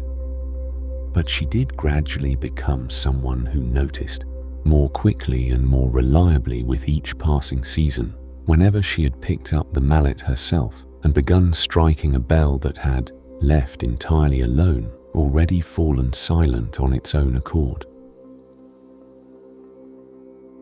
In the monastery's eastern garden, an elderly lay gardener named Duke had spent decades carefully tending long rows of vegetables that reliably fed the entire resident community throughout each passing year. He maintained a particular, unhurried method of dealing with troublesome weeds that genuinely puzzled the younger monks regularly assigned to assist him with the physical labor. Where the younger monks tended to yank weeds hastily and impatiently from the soil, frequently leaving stubborn root fragments behind that would inevitably sprout again within mere days, Duke worked considerably more slowly and deliberately, carefully tracing each individual weed carefully down to its complete root system before removing the entire plant at once. "Why work so slowly at this simple task?" a frustrated novice once complained aloud, his knees already aching considerably from the prolonged crouched position required. "We could easily clear twice as much total ground working at a proper, efficient pace, and simply move on to other duties." "Go ahead and try your own faster method today then," Duke said mildly without any visible irritation. "Come back to check this same patch of garden again in exactly 1 week's time, and tell me honestly how much ground you actually managed to clear permanently." The impatient novice did try his own quicker method that same afternoon, pulling only the visible tops off each weed and moving on rapidly, and returned dutifully 1 week later only to find the identical patch of garden thoroughly green again with the very same weeds, apparently entirely unbothered by his earlier hasty efforts, their stubborn roots left completely undisturbed beneath the surface soil the entire time. Duke used this simple, self-evident lesson quite gently as a broader teaching that had genuinely nothing directly to do with garden vegetables at all. Blame operates in exactly the same fundamental way, he explained patiently to his gathered helpers. You can certainly pull off merely the visible top quickly enough, decisively assign fault to someone or something, deliver your accusation with conviction, and feel briefly satisfied that the entire troubling matter has now been properly settled once and for all. But if the actual root beneath the surface remains firmly embedded in the ground, unaddressed, the very same weed will inevitably return, often within mere days, and sometimes in some slightly altered new form entirely. A quiet monk named Sarith, who had long struggled privately with a genuinely difficult and strained relationship with his own younger brother back in his distant home village, asked thoughtfully what exactly this metaphorical root might actually look like in practice, if blame itself represented merely the visible surface weed. Duke considered this genuinely thoughtful question carefully for a long moment before finally responding.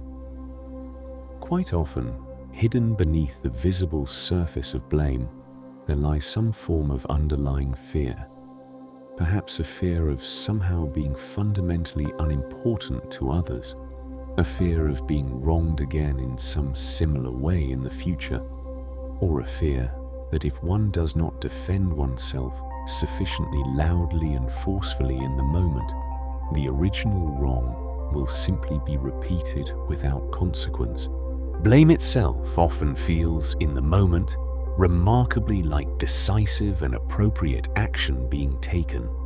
Quite often, though, it is really only the underlying fear speaking, merely dressed up convincingly in the more socially acceptable clothing of righteous judgment. Sarith thought carefully back over the many arguments he had privately rehearsed against his own brother across the years.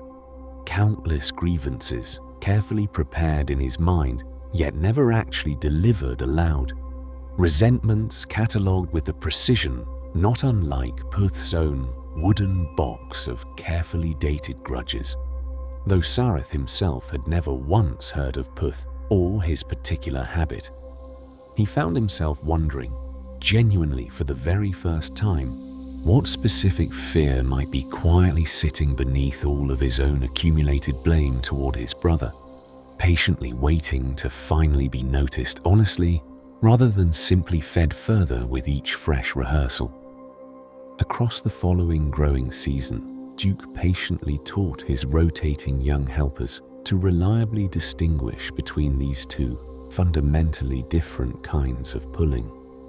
The hasty, impatient kind of pulling, done mainly to feel a sense of completion, to feel righteously justified, to experience the brief and temporary relief that comes from having successfully assigned clear fault to someone or something specific, tended reliably to leave the underlying root firmly in place, virtually guaranteeing that very same weed's eventual return in some new or altered form. The patient, more demanding kind of pulling, carefully following the visible blame downward to discover what genuine fear or old unhealed wound it was actually working hard to protect, required considerably more time and effort, demanded actually kneeling directly in the dirt rather than standing comfortably above it, but tended reliably to clear the ground far more thoroughly and permanently in the end. It is undeniably slower work, done properly, Duke readily admitted near the very end of that particular growing season, watching Sarith kneel patiently and correctly for what was genuinely the first time without a single word of complaint, carefully working a stubborn root completely free from the soil with slow, deliberate, and increasingly patient hands. Most truly worthwhile clearing tends to be considerably slower than the alternative. Osarith did not manage to fully resolve his long-standing difficulties with his brother that particular season, nor even within that entire following year. But he did begin, gradually, writing his brother thoughtful letters that genuinely asked open questions instead of simply delivering harsh verdicts as he once had. And slowly, without either brother ever quite naming aloud precisely what had meaningfully shifted between them, the old stubborn weed of mutual blame that had grown up between them began root and all this time to finally come loose from the ground. A traveling trader named Bora made his modest living moving various goods steadily between 3 separate river towns along a well-worn trade road, his heavily loaded cart faithfully pulled by a single aging ox he had personally raised from a small calf many years earlier.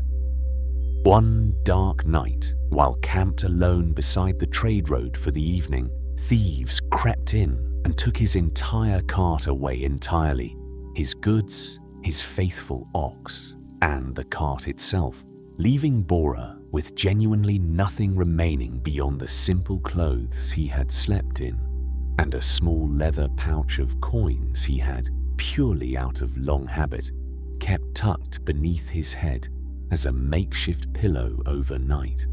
He walked the entire remaining distance to the nearest town in a single furious, exhausting day, arriving finally at dusk with badly blistered feet and a troubled mind that had spent literally every one of those long miles constructing an increasingly elaborate revenge fantasy, imagining detailed confrontations with the unknown thieves, imagining swift and satisfying justice eventually delivered by regional magistrates, imagining a deep satisfaction that somehow never once actually arrived across all those exhausting miles of walking, precisely because the actual thieves remained nowhere near him, and his continued imagining changed absolutely nothing about his current empty, blistered hands.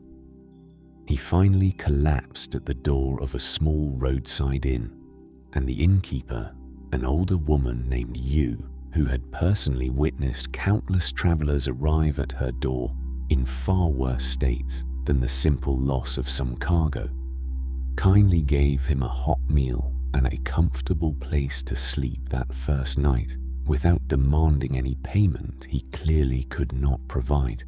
The following morning, over a shared pot of tea, Bora poured out his entire troubled story to her. Not merely the actual theft itself, but the entire furious inner monologue that had faithfully accompanied his long walk, hour after exhausting hour, a punishment he now realized he had delivered to absolutely no one except himself.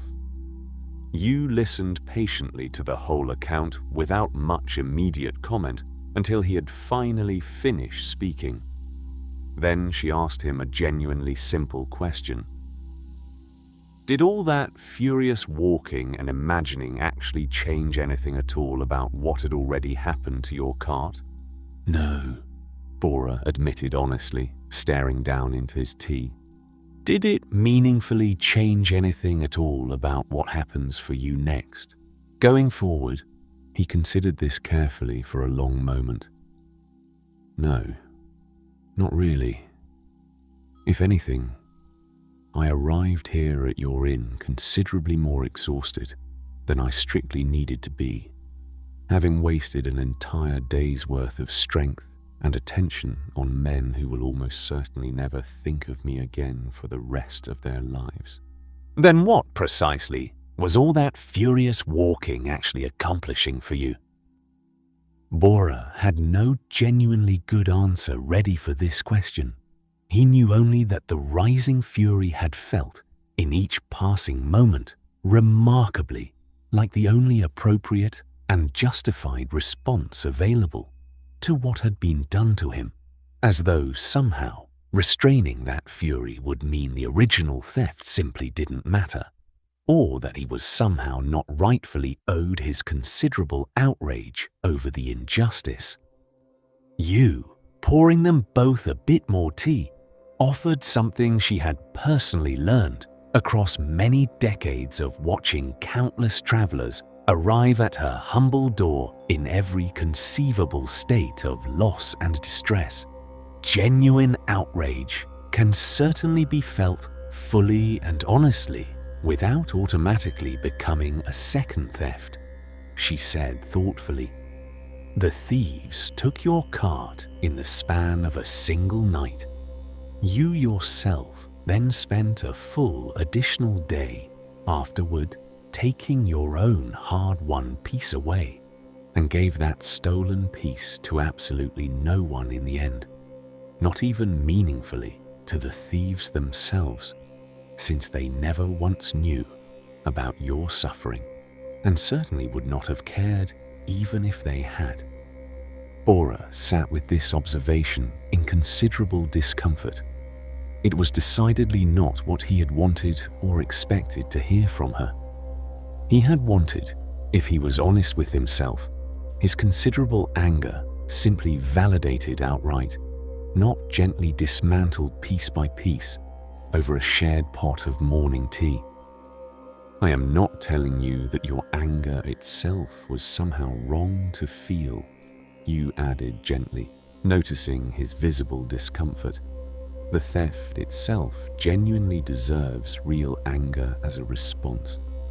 What I am gently asking instead is whether the particular version of that anger you carried for an entire exhausting day, replayed perhaps 100 separate times in your mind, actually served anger's true underlying purpose, which is fundamentally to protect you and move you steadily toward greater safety and eventual repair, or whether it simply exhausted you further instead, piled directly on top of an exhaustion that was never truly your own fault to begin with. Boris spent the following 2 years slowly and carefully rebuilding his modest trade, borrowing what modest funds he could secure, working various routes entirely on foot until he had finally saved enough to purchase a replacement cart and a young, not yet fully grown ox to pull it. He never fully released every trace of his understandable anger at the original theft. Some nights, even years later, the vivid memory would resurface unbidden, still sharp as it had ever been. But he gradually learned, with continued practice, to let that anger arrive honestly when it did, be felt completely and without shame for exactly what it was, and then deliberately set back down again, rather than dragged exhaustingly across entire additional days that led nowhere genuinely useful, ultimately punishing no one at all except the one man doing the walking. So along the rocky coast some distance from the plain, a fisherman named Locke discovered one grey morning that his very best net, carefully mended and remended countless times over some 15 full years of steady use, had been torn completely beyond any reasonable hope of repair by a large shark that had blundered directly into it sometime during the previous night. He stood alone on the wet shore, holding the ruined net in both hands, feeling something considerably heavier settle over him than the simple, practical loss of a valuable fishing tool. The net itself had originally belonged to his own father before him, passed down as a cherished inheritance. Its sudden loss felt, in that first raw and unguarded moment, remarkably like losing a small remaining piece of his father all over again, many years after the old man's actual death. His young daughter, Mai, no relation whatsoever to any village or character appearing elsewhere in this particular story, simply a thoughtful girl of 12 who had grown up her whole life watching her father work these same waters, found him still standing motionless on the shore a full hour later, the ruined net still draped heavily over both his forearms like something visibly wounded. "We can certainly afford to buy a new net, Father," she said, matter of fact in the particular blunt way that young children sometimes are about practical matters. "But this particular net belonged to your grandfather," Locke said quietly, not looking up. "The net itself belonged to him, yes," Mai said simply, "but you yourself are not the net." Locke looked directly at his young daughter for a long, startled moment, genuinely taken aback by the sheer plainness and clarity of her simple observation. He had, without ever quite realizing it consciously, gradually folded his father's entire cherished memory almost entirely into this single physical object over the years, as though losing the actual net now somehow meant losing the man himself a second painful time. As though his own grief for his father, never fully or properly processed in the 15 years since the old man's death, had quietly and silently attached itself to a simple length of woven rope, patiently waiting there all this time for the rope to finally give way so it could resurface again that same evening, carefully mending what few sections of net could still be salvaged and setting firmly aside what genuinely could not.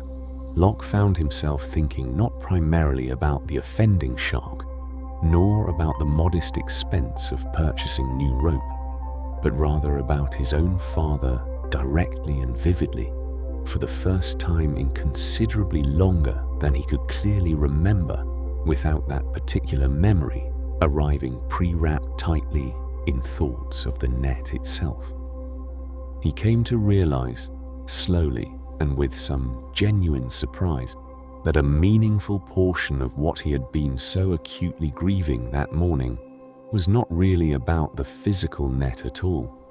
It was instead old, unresolved grief for his own father, never fully or properly felt through at the actual time of his death, now resurfacing unexpectedly because a familiar and beloved object had finally broken completely and could no longer continue holding that deeper feeling safely in place for him any longer.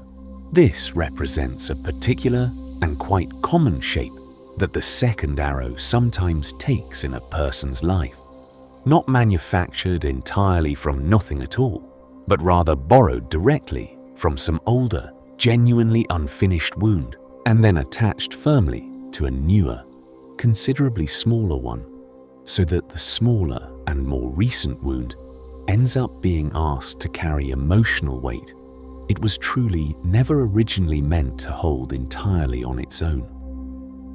A simple misplaced object can become, without anyone ever consciously intending it, an unconscious stand-in for some larger grief that was never properly and fully grieved through at the appropriate time.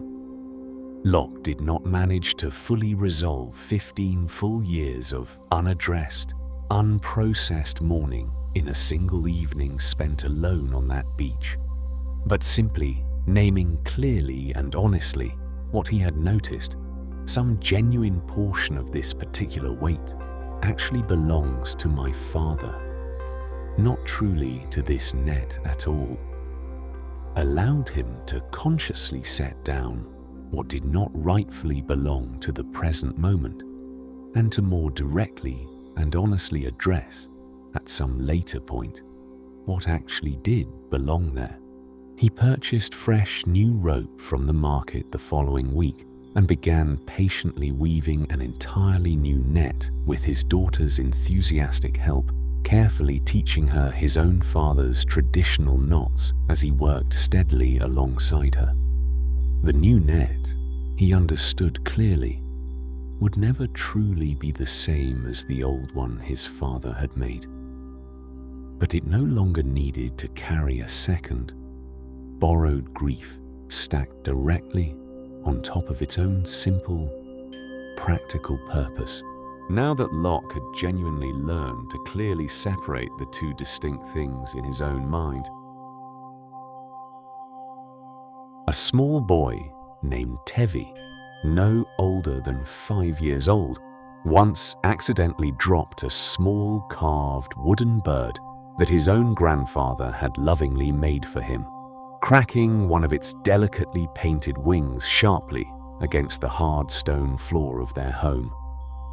He wailed loudly with the full, entirely uncomplicated grief particular to young children everywhere. A genuine grief carrying no second arrow whatsoever attached to it. No accompanying story about fairness or blame.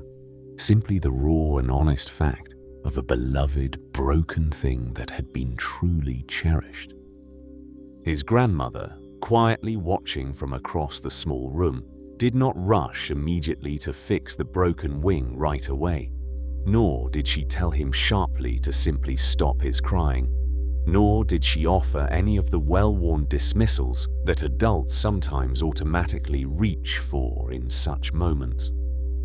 Phrases like "it's truly just a simple toy after all," or "you'll surely get over this small loss soon enough." She simply sat down quietly beside him instead and allowed him to cry out the entire, uninterrupted shape of his honest sorrow until it naturally passed on its own accord some minutes later, exactly as genuine first arrows, when given sufficient room to exist, generally tend to do. When the crying had finally run its complete natural course, some minutes later, Tevi picked the small broken bird back up himself, turned it over carefully and thoughtfully in his small hands, and asked simply, "Can it still fly?" "Even now, its delicate wing is genuinely cracked now," his grandmother said honestly, without softening the truth unnecessarily. "It cannot fly quite the same way it managed to yesterday before the fall, but it remains entirely your own bird, exactly as it always has been." TV considered this simple, honest answer with the particular serious attention that only young children seem able to bring to such genuinely important questions. Then he nodded slowly, wiped his tear-streaked face with the back of one hand, and returned quietly to playing with the bird exactly as he had before, cradling it now somewhat more carefully but entirely without any further tears. His honest grief having moved completely through him and left nothing lingering behind to slowly fester over time. His considerably older cousin, watching this entire small scene unfold from the doorway, later remarked to the grandmother how genuinely strange it seemed to him that Tevi had managed to recover so remarkably quickly from his obvious distress. "He is not strange at all," the grandmother said simply. "He is merely still young enough that no one has yet taught him how to add a second sorrow directly on top of the first.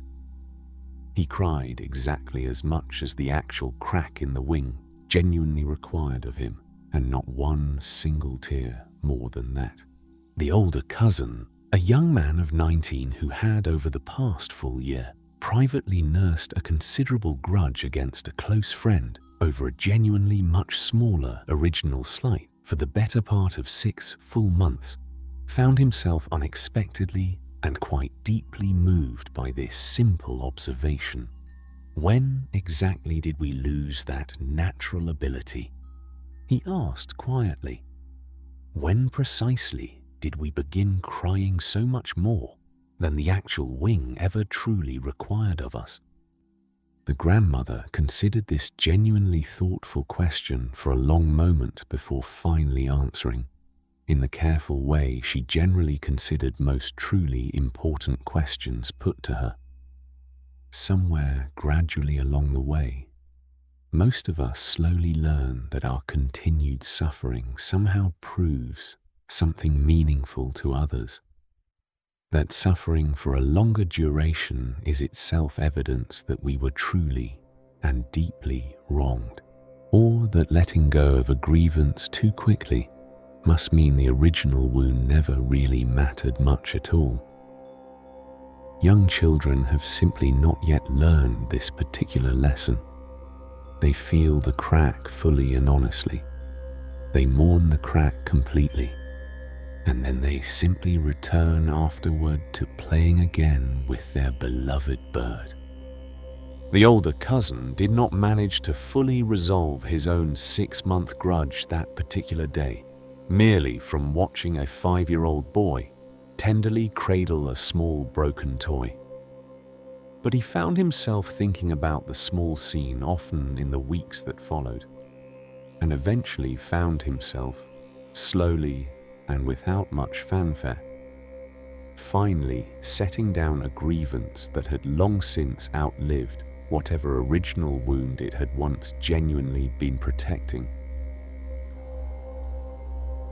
Long after his difficult years spent at war had finally ended, an aging former soldier named Prak lived out a quiet, deliberately simple life at the edge of the forest, keeping bees for a modest living and rarely speaking openly of what he had personally witnessed during his troubled youth. A young monk, genuinely curious about the deep, visible scar running along Prak's weathered forearm, once respectfully asked him how he had eventually come to make some genuine peace with such a permanent and visible reminder of violence he had both personally suffered and, by his own quiet and honest admission, actively participated in himself during those difficult years. Prak did not answer this genuinely difficult question quickly or easily.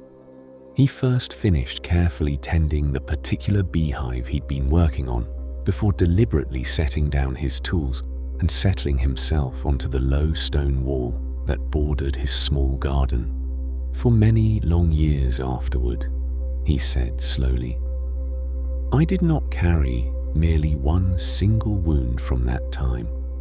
I carried this visible scar, yes, but also a genuine second wound made from every single night I spent helplessly replaying the actual battle in my mind, and a third wound made from considerable guilt over both the things I had personally done to others and the things that had been done to me in turn, and a fourth wound made from lingering anger directed at the distant officers who had originally sent us there to fight, and a fifth wound made from deep shame that I alone had somehow survived when so many others close to me had not.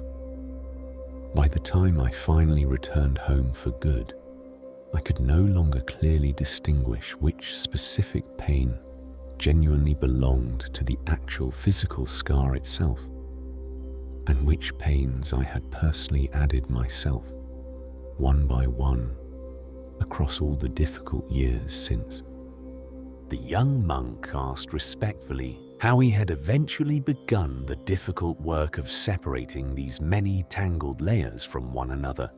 Slowly, and quite badly at first, if I am entirely honest with you, Prak readily admitted. I eventually spoke at length with an old teacher, not so entirely different from the wise figures you monks so often tell stories about, who asked me one genuinely simple but difficult question. Which of these many wounds are actually happening to me right now, in this exact present moment, and which are merely old memories I am choosing, again and again, to relive as though they were somehow still currently happening to me? This particular question had deeply unsettled Prak at the time, because he came to realize that so much of what he had been carrying for years, the persistent guilt, the lingering anger, the deep shame, existed almost entirely now in memory alone, yet was replayed with such vivid and convincing intensity that his own body would react physically as though the original danger were still fully present. His heart racing wildly at sounds no more genuinely threatening than a simple dropped cooking pot or an accidentally slammed door. I began from that point forward, Prak continued, each time one of these old wounds resurfaced unbidden, to honestly ask myself, is this specific danger genuinely happening to me right now, in this present moment? Usually, upon careful, honest reflection, the answer was clearly no. The physical scar itself was old and had long since stopped bleeding entirely. The actual danger itself had passed many decades earlier. What remained present was simply memory, undeniably powerful and entirely real as memory always is, but genuinely not the same thing at all as present danger. However, convincingly, my own body sometimes continued to insist otherwise in the moment.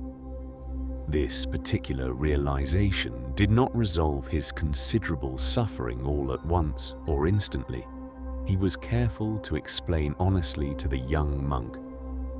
Some wounds, particularly those carried forward from genuine violence, from war itself, from deep and repeated harm suffered over time, required considerably more than simple noticing alone to properly heal. Prak had, over many patient years, sought out skilled healers, spoken at considerable length with other veterans who had personally survived similarly difficult experiences, and slowly, patiently, gradually unwound many years of accumulated second, third, fourth, and fifth arrows from tightly around that single original scar. The scar itself, I said, running one weathered finger slowly and thoughtfully along the old mark visible on his forearm, I have genuinely made my peace with by now. It remains simply a mark, an honest fact of my personal history, no more inherently dangerous now than a simple line drawn long ago in old, faded ink.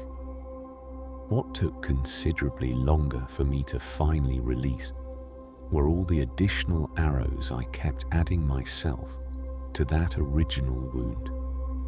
Year after difficult year, repeatedly mistaking the act of reliving the memory for the simpler act of merely remembering it, and mistaking that vivid remembering in turn for the actual original danger somehow returning again. The young monk sat quietly with this honest account for a long while before finally asking one last, genuinely important question. Do you still find yourself adding fresh arrows sometimes, even now, after everything? Prak smiled at this, the particular knowing smile of someone long past ever pretending that true mastery of anything difficult could ever be entirely permanent or complete. Some mornings, yes, certainly still. But the bees themselves do not particularly care whether I have fully healed from my past or not. They simply need patient, careful tending each day, and in the quiet, focused act of tending them, I find more often than not that I have already set the extra arrows back down again without even quite noticing the precise moment when I did so. At a modest tea house near the western gate of a mountain town, an elderly tea master named On was well known throughout the region for a composure so complete and so consistent that curious visitors occasionally tested it deliberately, wondering privately whether anything at all could genuinely disturb him. One busy afternoon, a nervous young apprentice, visibly unsettled under the watchful gaze of several customers seated nearby, accidentally knocked an entire pot of freshly brewed tea clean off the low table, scalding hot liquid spreading rapidly across the wooden floor and thoroughly soaking the hem of On's simple robe in the process. The entire room fell quiet at once, every customer present waiting with obvious curiosity to see precisely how the old master would react to this genuine mishap. On looked calmly downward at the spreading tea, then at his own soaked robe, then finally at the mortified young apprentice, frozen mid-apology with tea still dripping from his trembling hands. Then he simply said, in an entirely ordinary tone, "Well, the floor needed a good cleaning anyway," and reached immediately for a nearby cloth to help mop up the mess himself, his voice carrying no visible strain whatsoever, no performance of practiced calm, simply genuine calm itself. Entirely unremarkable to him personally, though, it left the assembled customers quietly murmuring about the incident for weeks afterward. A traveling scholar seated among the customers that day, apparently unsatisfied with such an easy and unremarkable resolution, pressed on further about it later that same evening. Surely you must have felt some genuine embarrassment in that moment, some flash of anger, even if only briefly. Something must have risen within you before that outward calm finally arrived. On considered this pointed question honestly, without resorting to the false modesty some lesser teachers sometimes affect for effect. Something certainly did rise within me in that moment, yes. A brief flash of genuine heat, a small involuntary jolt from the hot liquid against my skin. That is simply the honest body's natural response to scalding tea. and I did not pretend to myself otherwise in that moment. Then where, precisely, did any accompanying anger go afterward? I chose not to feed it any story. On explained patiently. I did not allow myself to think, this particular apprentice is always so careless with everything, even though such uncharitable thoughts have certainly occurred to me about him before. In other unrelated moments, I did not allow myself to think, I am being publicly disrespected here in front of my paying guests, though wounded pride might well have reached eagerly for exactly that particular thought if I had permitted its space to grow. I simply felt the honest heat fully. I noticed the resulting mess clearly, and I reached calmly for a cloth. The tea itself was already spilled after all, and could not be unspilled through any amount of anger. The only genuinely useful remaining question was what happens next, and mopping up the mess seemed like the obviously useful answer available to me. The scholar found this response deeply irritating in the particular way that genuine, hard-won wisdom sometimes irritates those who are still working quite hard themselves to merely appear wise to others. Surely it cannot possibly be so simple every single time, in every situation. It certainly is not always so simple. No. On readily admitted. There are certainly some mornings when even the smallest, most trivial inconvenience finds me genuinely unprepared and irritable, and I snap sharply at someone who has done absolutely nothing to deserve it. And then I spend the remainder of that particular day quietly seeking them out again to offer a proper apology. Today simply happened to be a fortunate day for me. I certainly cannot promise you the very same outcome tomorrow or the day after that.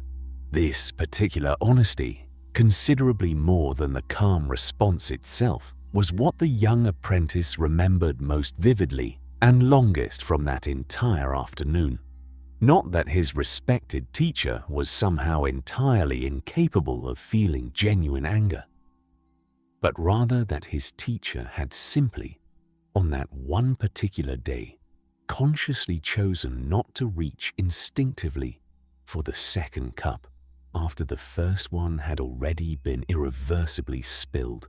Years later, running his very own small tea house, the former apprentice himself accidentally knocked over an entire tray of delicate cups during an especially busy afternoon rush, the sudden crash startling the entire crowded room into momentary silence. He felt the old, familiar flash of horror rising sharply within him, an apology already half-formed and ready on his lips. And then, vividly remembering On's remarkably steady hands, reaching calmly for that cloth so many years earlier, he simply said aloud instead, "Well, the floor certainly needed a good cleaning anyway," and began quietly sweeping up the broken pieces himself without further comment. It was not, he would later readily admit to his own curious students, a genuinely perfect performance of complete calm on his part that day. His own hands, if one looked closely enough, shook slightly and visibly as he worked to clear the mess. But the elaborate story that might once have inevitably followed such an incident in his younger years, the crushing shame, the harsh self-criticism, the entirely ruined remainder of the afternoon, never fully arrived to claim him this time, because he had, at least on this one particular occasion, successfully remembered to set the second cup back down before it ever fully left his own trembling hand. In a modest house situated near the village temple, a woman named Isaid kept an old mirror that had originally belonged to her own mother, its silvered glass now slightly clouded with considerable age, a single fine hairline crack running diagonally through one lower corner of the frame. One ordinary morning, while carelessly dusting the wooden frame, she accidentally knocked the mirror loose from where it hung on the wall. It did not shatter completely upon falling, thankfully, but the existing old crack lengthened noticeably, splitting further and more visibly across the clouded glass surface. Her own reflection from that particular morning onward appeared subtly doubled near the newly lengthened crack. Her familiar face slightly offset from itself in the damaged glass, as though two nearly identical women now stood together where previously only one had ever appeared. At first, this strange visual doubling deeply unsettled her, and she seriously considered simply replacing the old mirror entirely with a new, undamaged one. But something about that particular doubled reflection lingered persistently in her thoughts over the following weeks, and she gradually began, without ever quite intending any deeper lesson from it, to think of the damaged mirror as a small, accidental teacher of sorts.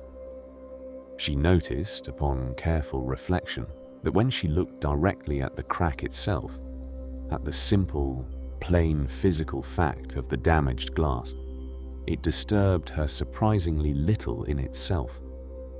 It was, after all is said and done, merely glass, cracked further through her own careless hand.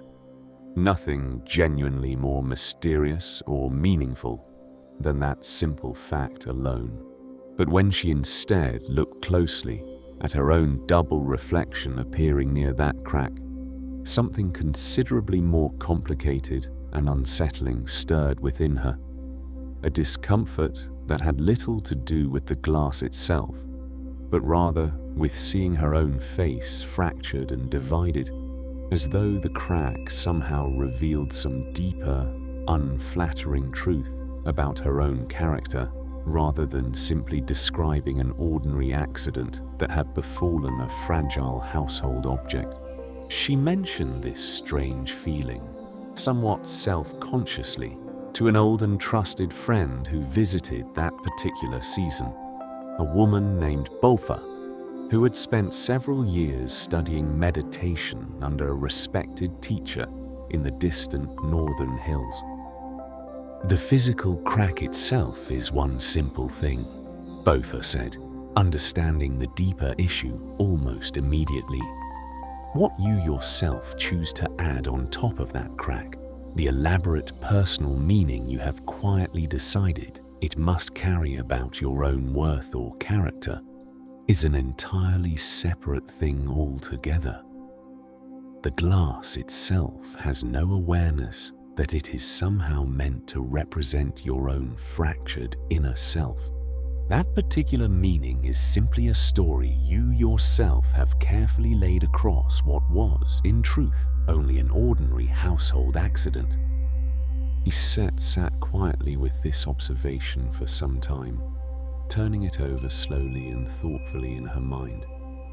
She gradually realized that she had, in fact, done this exact same thing before, in other, quite different rooms of her own life, repeatedly taking some plain, entirely uncomplicated event and layering considerable additional meaning onto it regarding her own fundamental worth, her basic competence, her essential and permanent brokenness as a person, until the original simple event had nearly vanished entirely beneath the weight of the elaborate interpretation eventually built directly on top of it. A single missed appointment somehow became, in her mind, clear evidence that she was fundamentally unreliable as a person. One simply forgotten name became evidence that her own mind was quietly failing her with age. A single sharp word spoken carelessly by her sister during one particularly difficult day became evidence that their entire lifelong relationship must surely be crumbling apart. each time this pattern occurred, the plain underlying fact itself. A simple scheduling error, an ordinary momentary lapse of memory, one unkind sentence spoken during one genuinely difficult day, remained small and entirely survivable when considered honestly on its own merits. It was invariably the elaborate story added afterward that grew heavy enough for her to end up carrying for many exhausting weeks at a time. She ultimately chose to keep the cracked mirror rather than replace it, deciding against buying a new one. But she began deliberately practicing something small each morning from that point forward. Looking directly at her own doubled reflection in the damaged glass and, instead of reaching immediately and automatically for the old familiar story of fracture and personal flaw, simply naming honestly and plainly what was actually present there. The glass is cracked, and I myself knocked it while dusting carelessly. Nothing further genuinely needed adding to that simple, honest statement.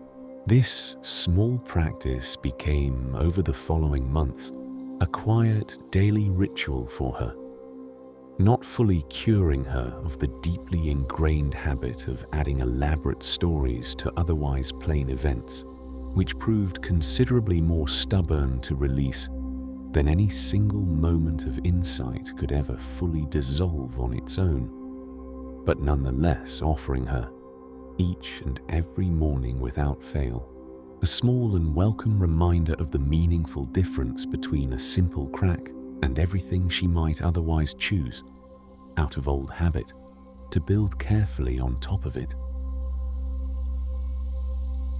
If the second arrow represents the elaborate story added on top of genuine pain, there is sometimes, for many sincere practitioners, a further third arrow that follows close behind it.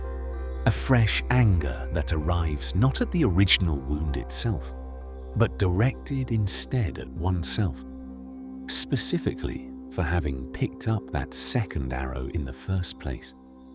Feng, the young nun who had gradually learned to notice the temple bell ringing more than the single necessary time, discovered this particular additional layer some months further into her ongoing practice.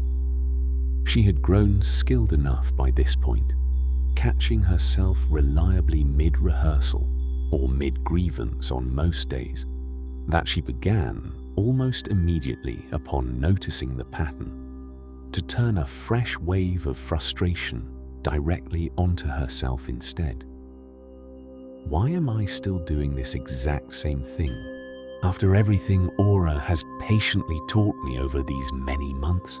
I really ought to be considerably better than this particular failing by now.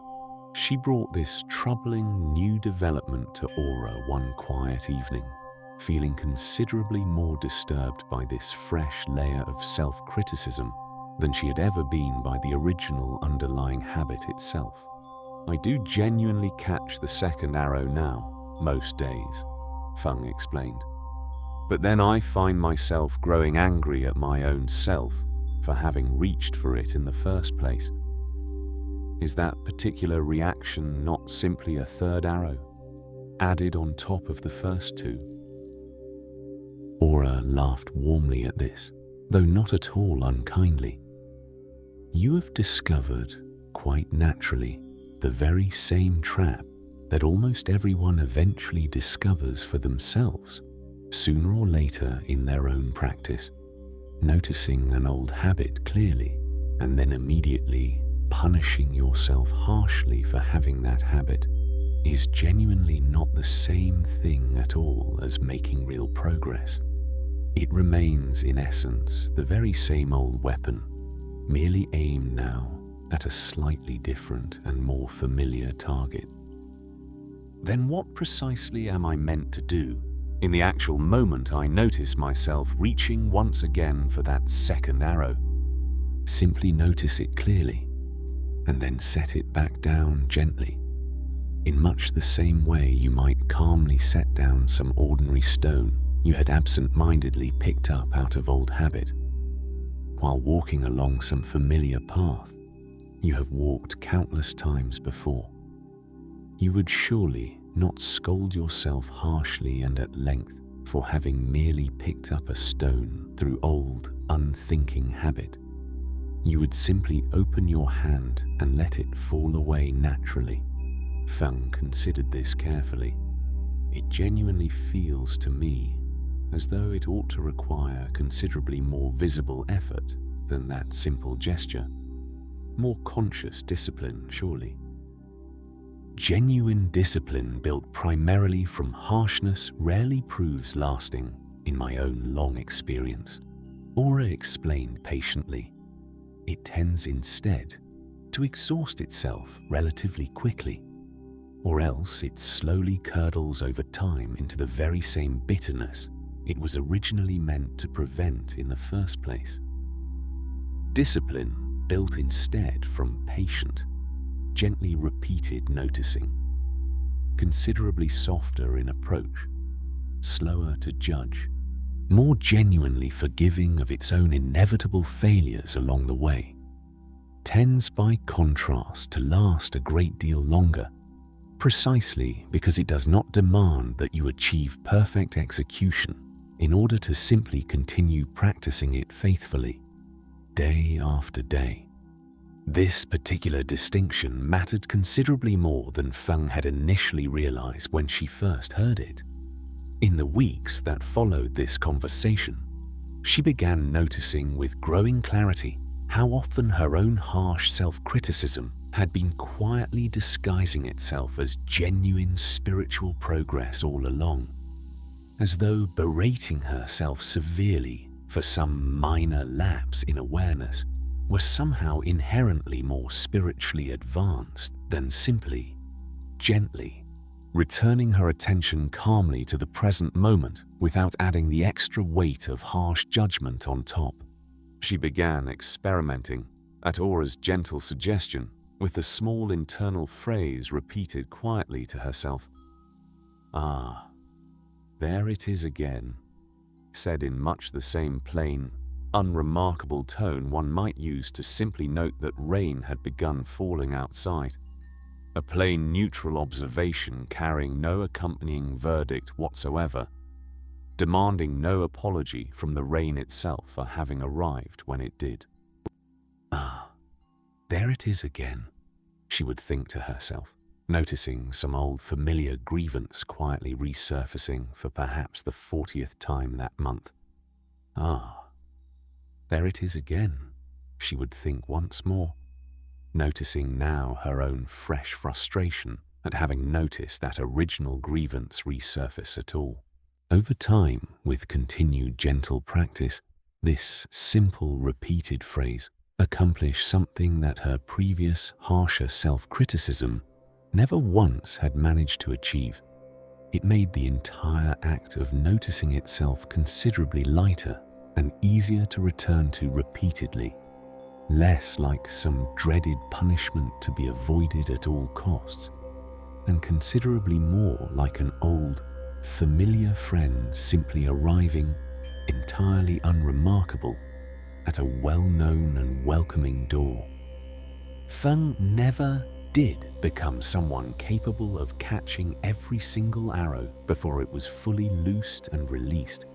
Even Aura herself, after some 40 full years of dedicated practice, freely admitted to missing the second ringing on most ordinary days.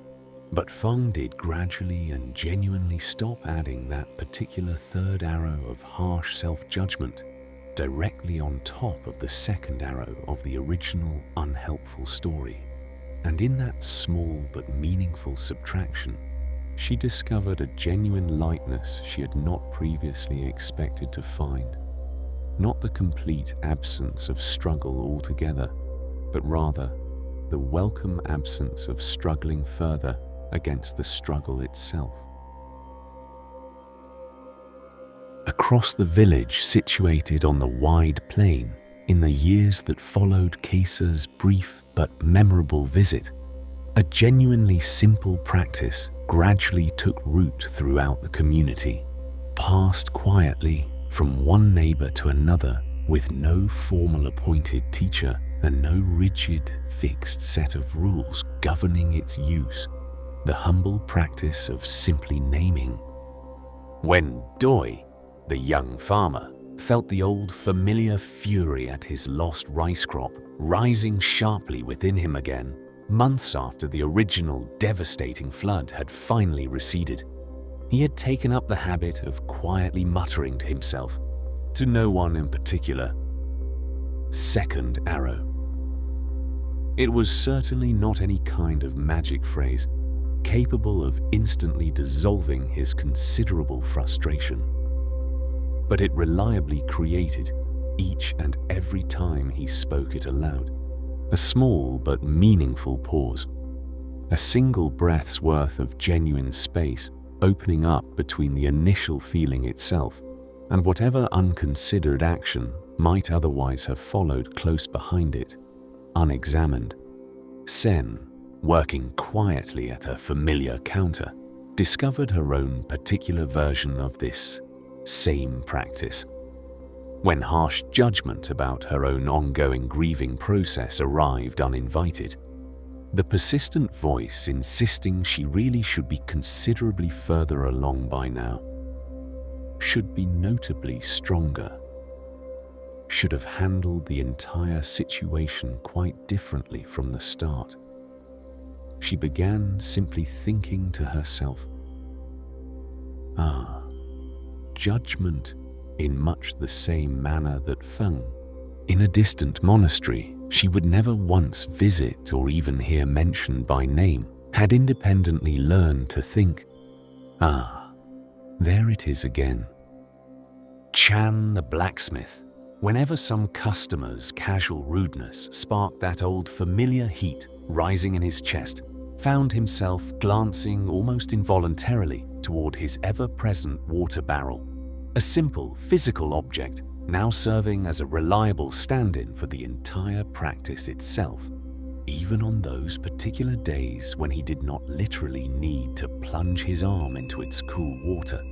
None of these various small practices were genuinely elaborate techniques requiring years of specialized formal instruction. None demanded extensive periods of dedicated formal study, though years of such dedicated formal study, as Aura and On and Prak had each separately discovered in their own individual ways, certainly did serve to deepen and steady the underlying practice considerably over time.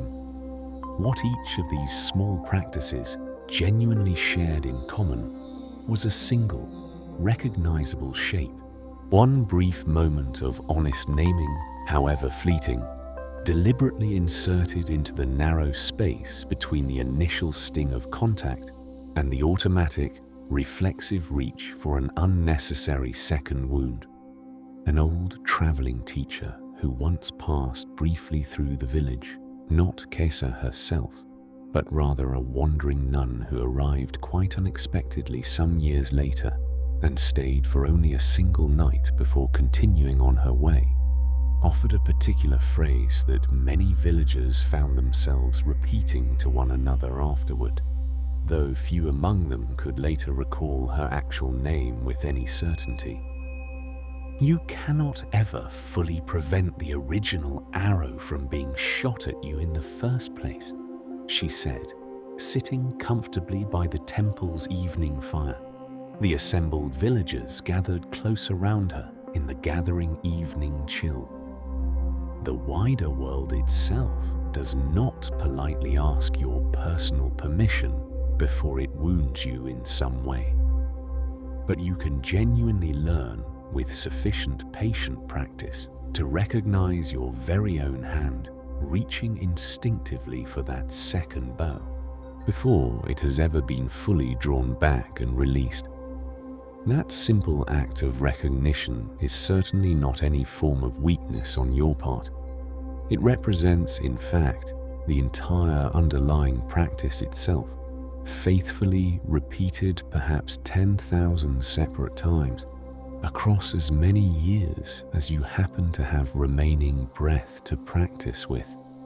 A young girl seated in the gathered crowd, no older than 8 years old herself, asked the very same question that every curious child eventually asks of any profound teaching offered primarily to adults.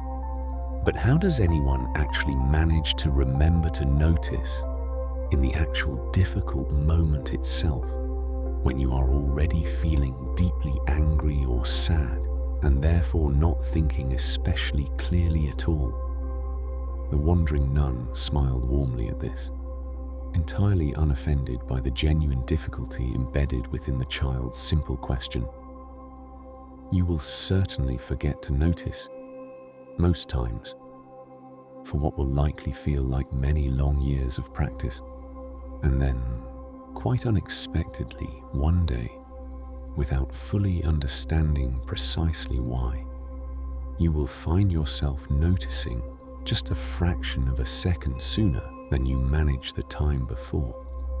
That small fraction gradually grows larger over time, slowly, in much the same way that a clear walking path through tall grass only ever gradually forms from being walked upon again and again, patiently, never from any single determined stride alone, however purposeful. This was certainly not the tidy, satisfying answer the curious young girl had genuinely hoped to hear.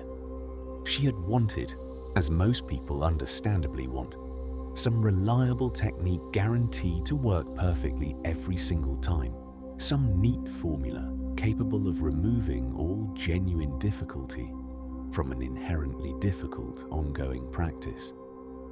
But it remained, the wandering nun assured her kindly, the only honest and truthful answer she herself had ever been able to offer to that particular question.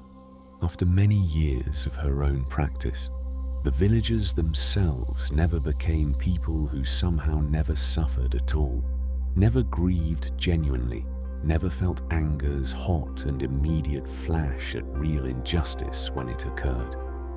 Kisa's original question, first posed so many years earlier, precisely how many wounds are genuinely given to us by others, and how many we ultimately inflict upon ourselves, remained, even many years later, an open and living question rather than any fully solved equation that could simply be answered once and then permanently filed away.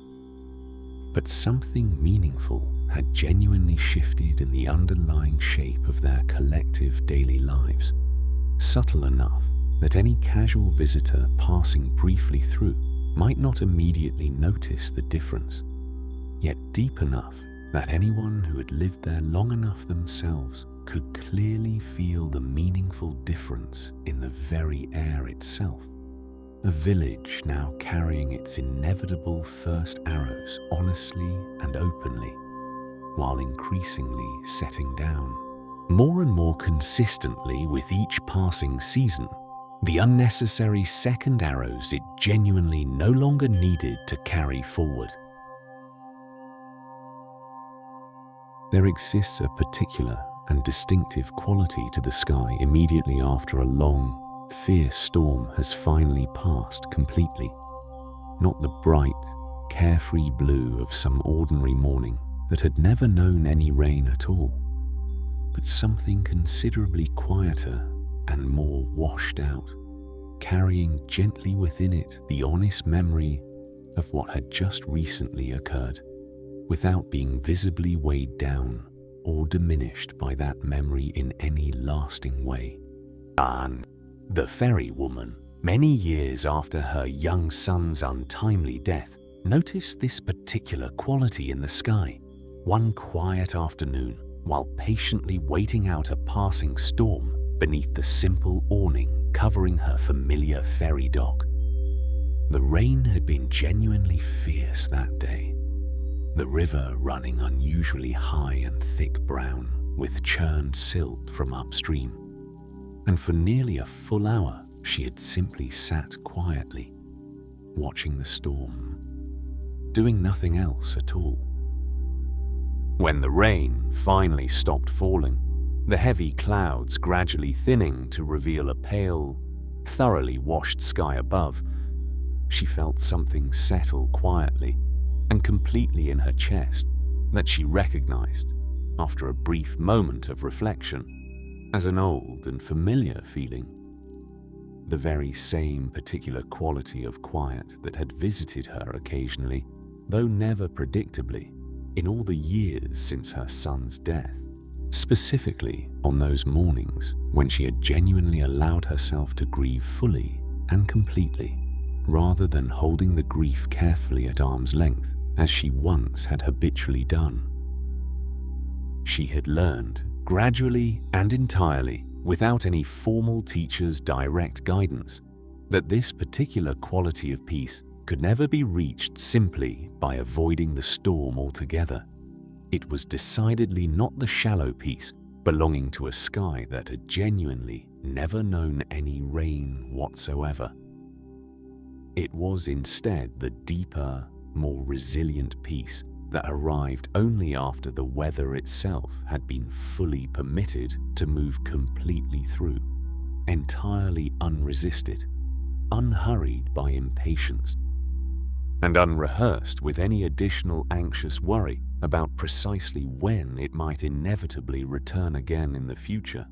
This represents perhaps the furthest point that any person can genuinely reach in their own evolving relationship with the first arrow, not its complete absence, which remains genuinely unavailable to any living being regardless of their level of practice, but rather a deep and growing familiarity with its eventual passage, a hard-won trust, admittedly imperfect.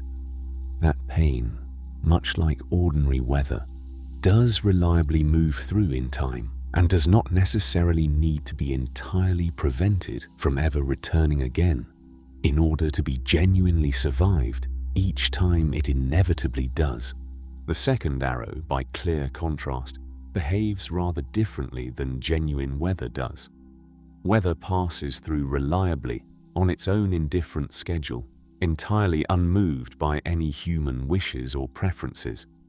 But the second arrow, quite often, waits patiently for precisely as long as it continues being actively fed, rehearsed repeatedly, replayed at length, defended vigorously, justified extensively, and it tends to dissolve considerably more quickly than most people initially expect.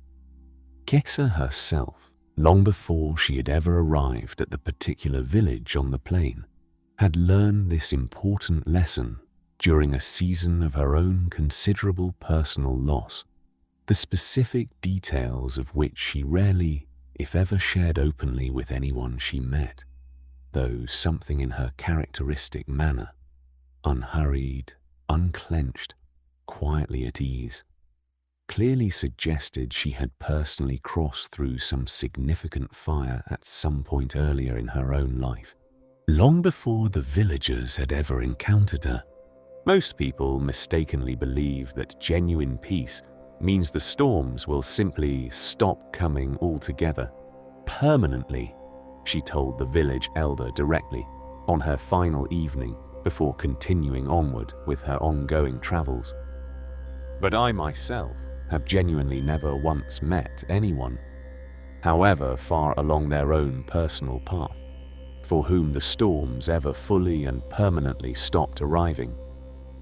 What actually changes over time with sufficient practice is simply how long the sky itself remains visibly clouded afterward, before finally clearing again. The elder, an old man named Van, who had personally buried 2 beloved wives across his long life and had outlived most of his own original generation, nodded slowly at this observation, clearly recognizing something within it that matched closely with some 60 years of his own careful, quiet observation of life.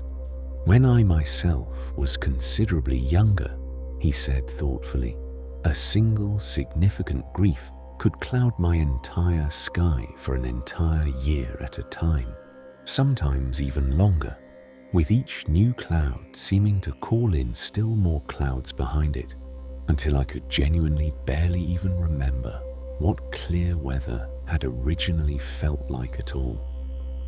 Now, in my old age, the storms themselves still certainly come, perhaps even more frequently now, given how much longer I have lived, and consequently how much more I have personally lost along the way. But they do pass through my life considerably more quickly now than they once did in my youth, and the sky itself does clear again considerably sooner, and I no longer spend those precious clear days anxiously bracing myself for the next inevitable cloud to arrive, which I have come to clearly understand through long experience was always simply its own separate kind of storm that I myself was quietly building, entirely on my own. This represents the quiet, honest promise offered here, not as any absolute guarantee, but as a genuine and realistic possibility available at the far end of a long and sustained practice, not a life somehow entirely free of storms, which genuinely belongs to no one at all, living or dead, wise or foolish, however diligently they may have practiced. Rather, it offers a growing and deepening familiarity with the empty sky that reliably follows every storm, trusted a little more fully each time it returns, resisted a little less forcefully each time the next storm inevitably begins gathering, ultimately met with something resembling the plain, unremarkable piece of water, calmly meeting an immovable rock, dividing smoothly around it, and simply continuing onward regardless. The village situated on the wide plain still stands today, though the persistent wind blowing steadily across it has long since carried away most clear memory of exactly which particular year Kesa herself originally passed through, staying 3 quiet nights at the temple on the hill before eventually continuing onward toward wherever she had ultimately been traveling. Sen's modest thread shop eventually passed down to her own granddaughter in time, who kept, without ever quite fully understanding Yikon's why the small tradition had originally started, a simple dish of dried plums sitting beside the counter specifically for any grieving customers who happened to visit, a quiet, lasting echo of an old kindness whose true origin had been gradually forgotten over time, even as the simple gesture itself faithfully remained. Doi's rice fields flooded twice more across the remaining course of his lifetime, and each time, his initial anger rose exactly as sharply and as immediately as it had the very first time. The honest first arrow, entirely indifferent to how many times a person may have already learned its underlying lesson, continuing reliably to land with its full original force regardless of any prior practice or accumulated wisdom. But each successive time, the fury itself passed through considerably more quickly than it had the time before. The unnecessary second arrow set down a little sooner with each new instance. The flooded fields replanted a little more calmly and efficiently each time, until eventually his own grown children, closely watching him work steadily through the second major flood without a single kicked basket in sight, finally asked him directly how he had managed to grow so remarkably unbothered by significant loss over the years. "I am certainly not unbothered by it, not truly," he told them honestly. "I am simply no longer choosing to punish myself a second time over what the indifferent river had already taken from me once." This represents, perhaps, as complete and honest a summary as this entire teaching genuinely allows for. Not the total elimination of the first arrow, which belongs to absolutely no one's direct control, regardless of their practice, but rather a slow, admittedly imperfect, and endlessly ongoing practice of gradually loosening one's grip on the second arrow instead. The elaborate story, the assigned blame, the exhausting rehearsal, the harsh self-judgment, the borrowed grief mistakenly attached to unrelated objects, the fresh anger directed at oneself merely for having felt angry in the first place. None of the various people appearing throughout these many stories ever reached any permanent state of complete immunity from suffering.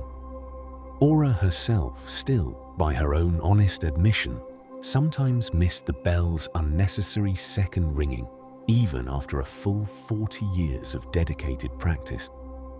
Prax still, on certain difficult mornings, found old wartime wounds resurfacing entirely uninvited.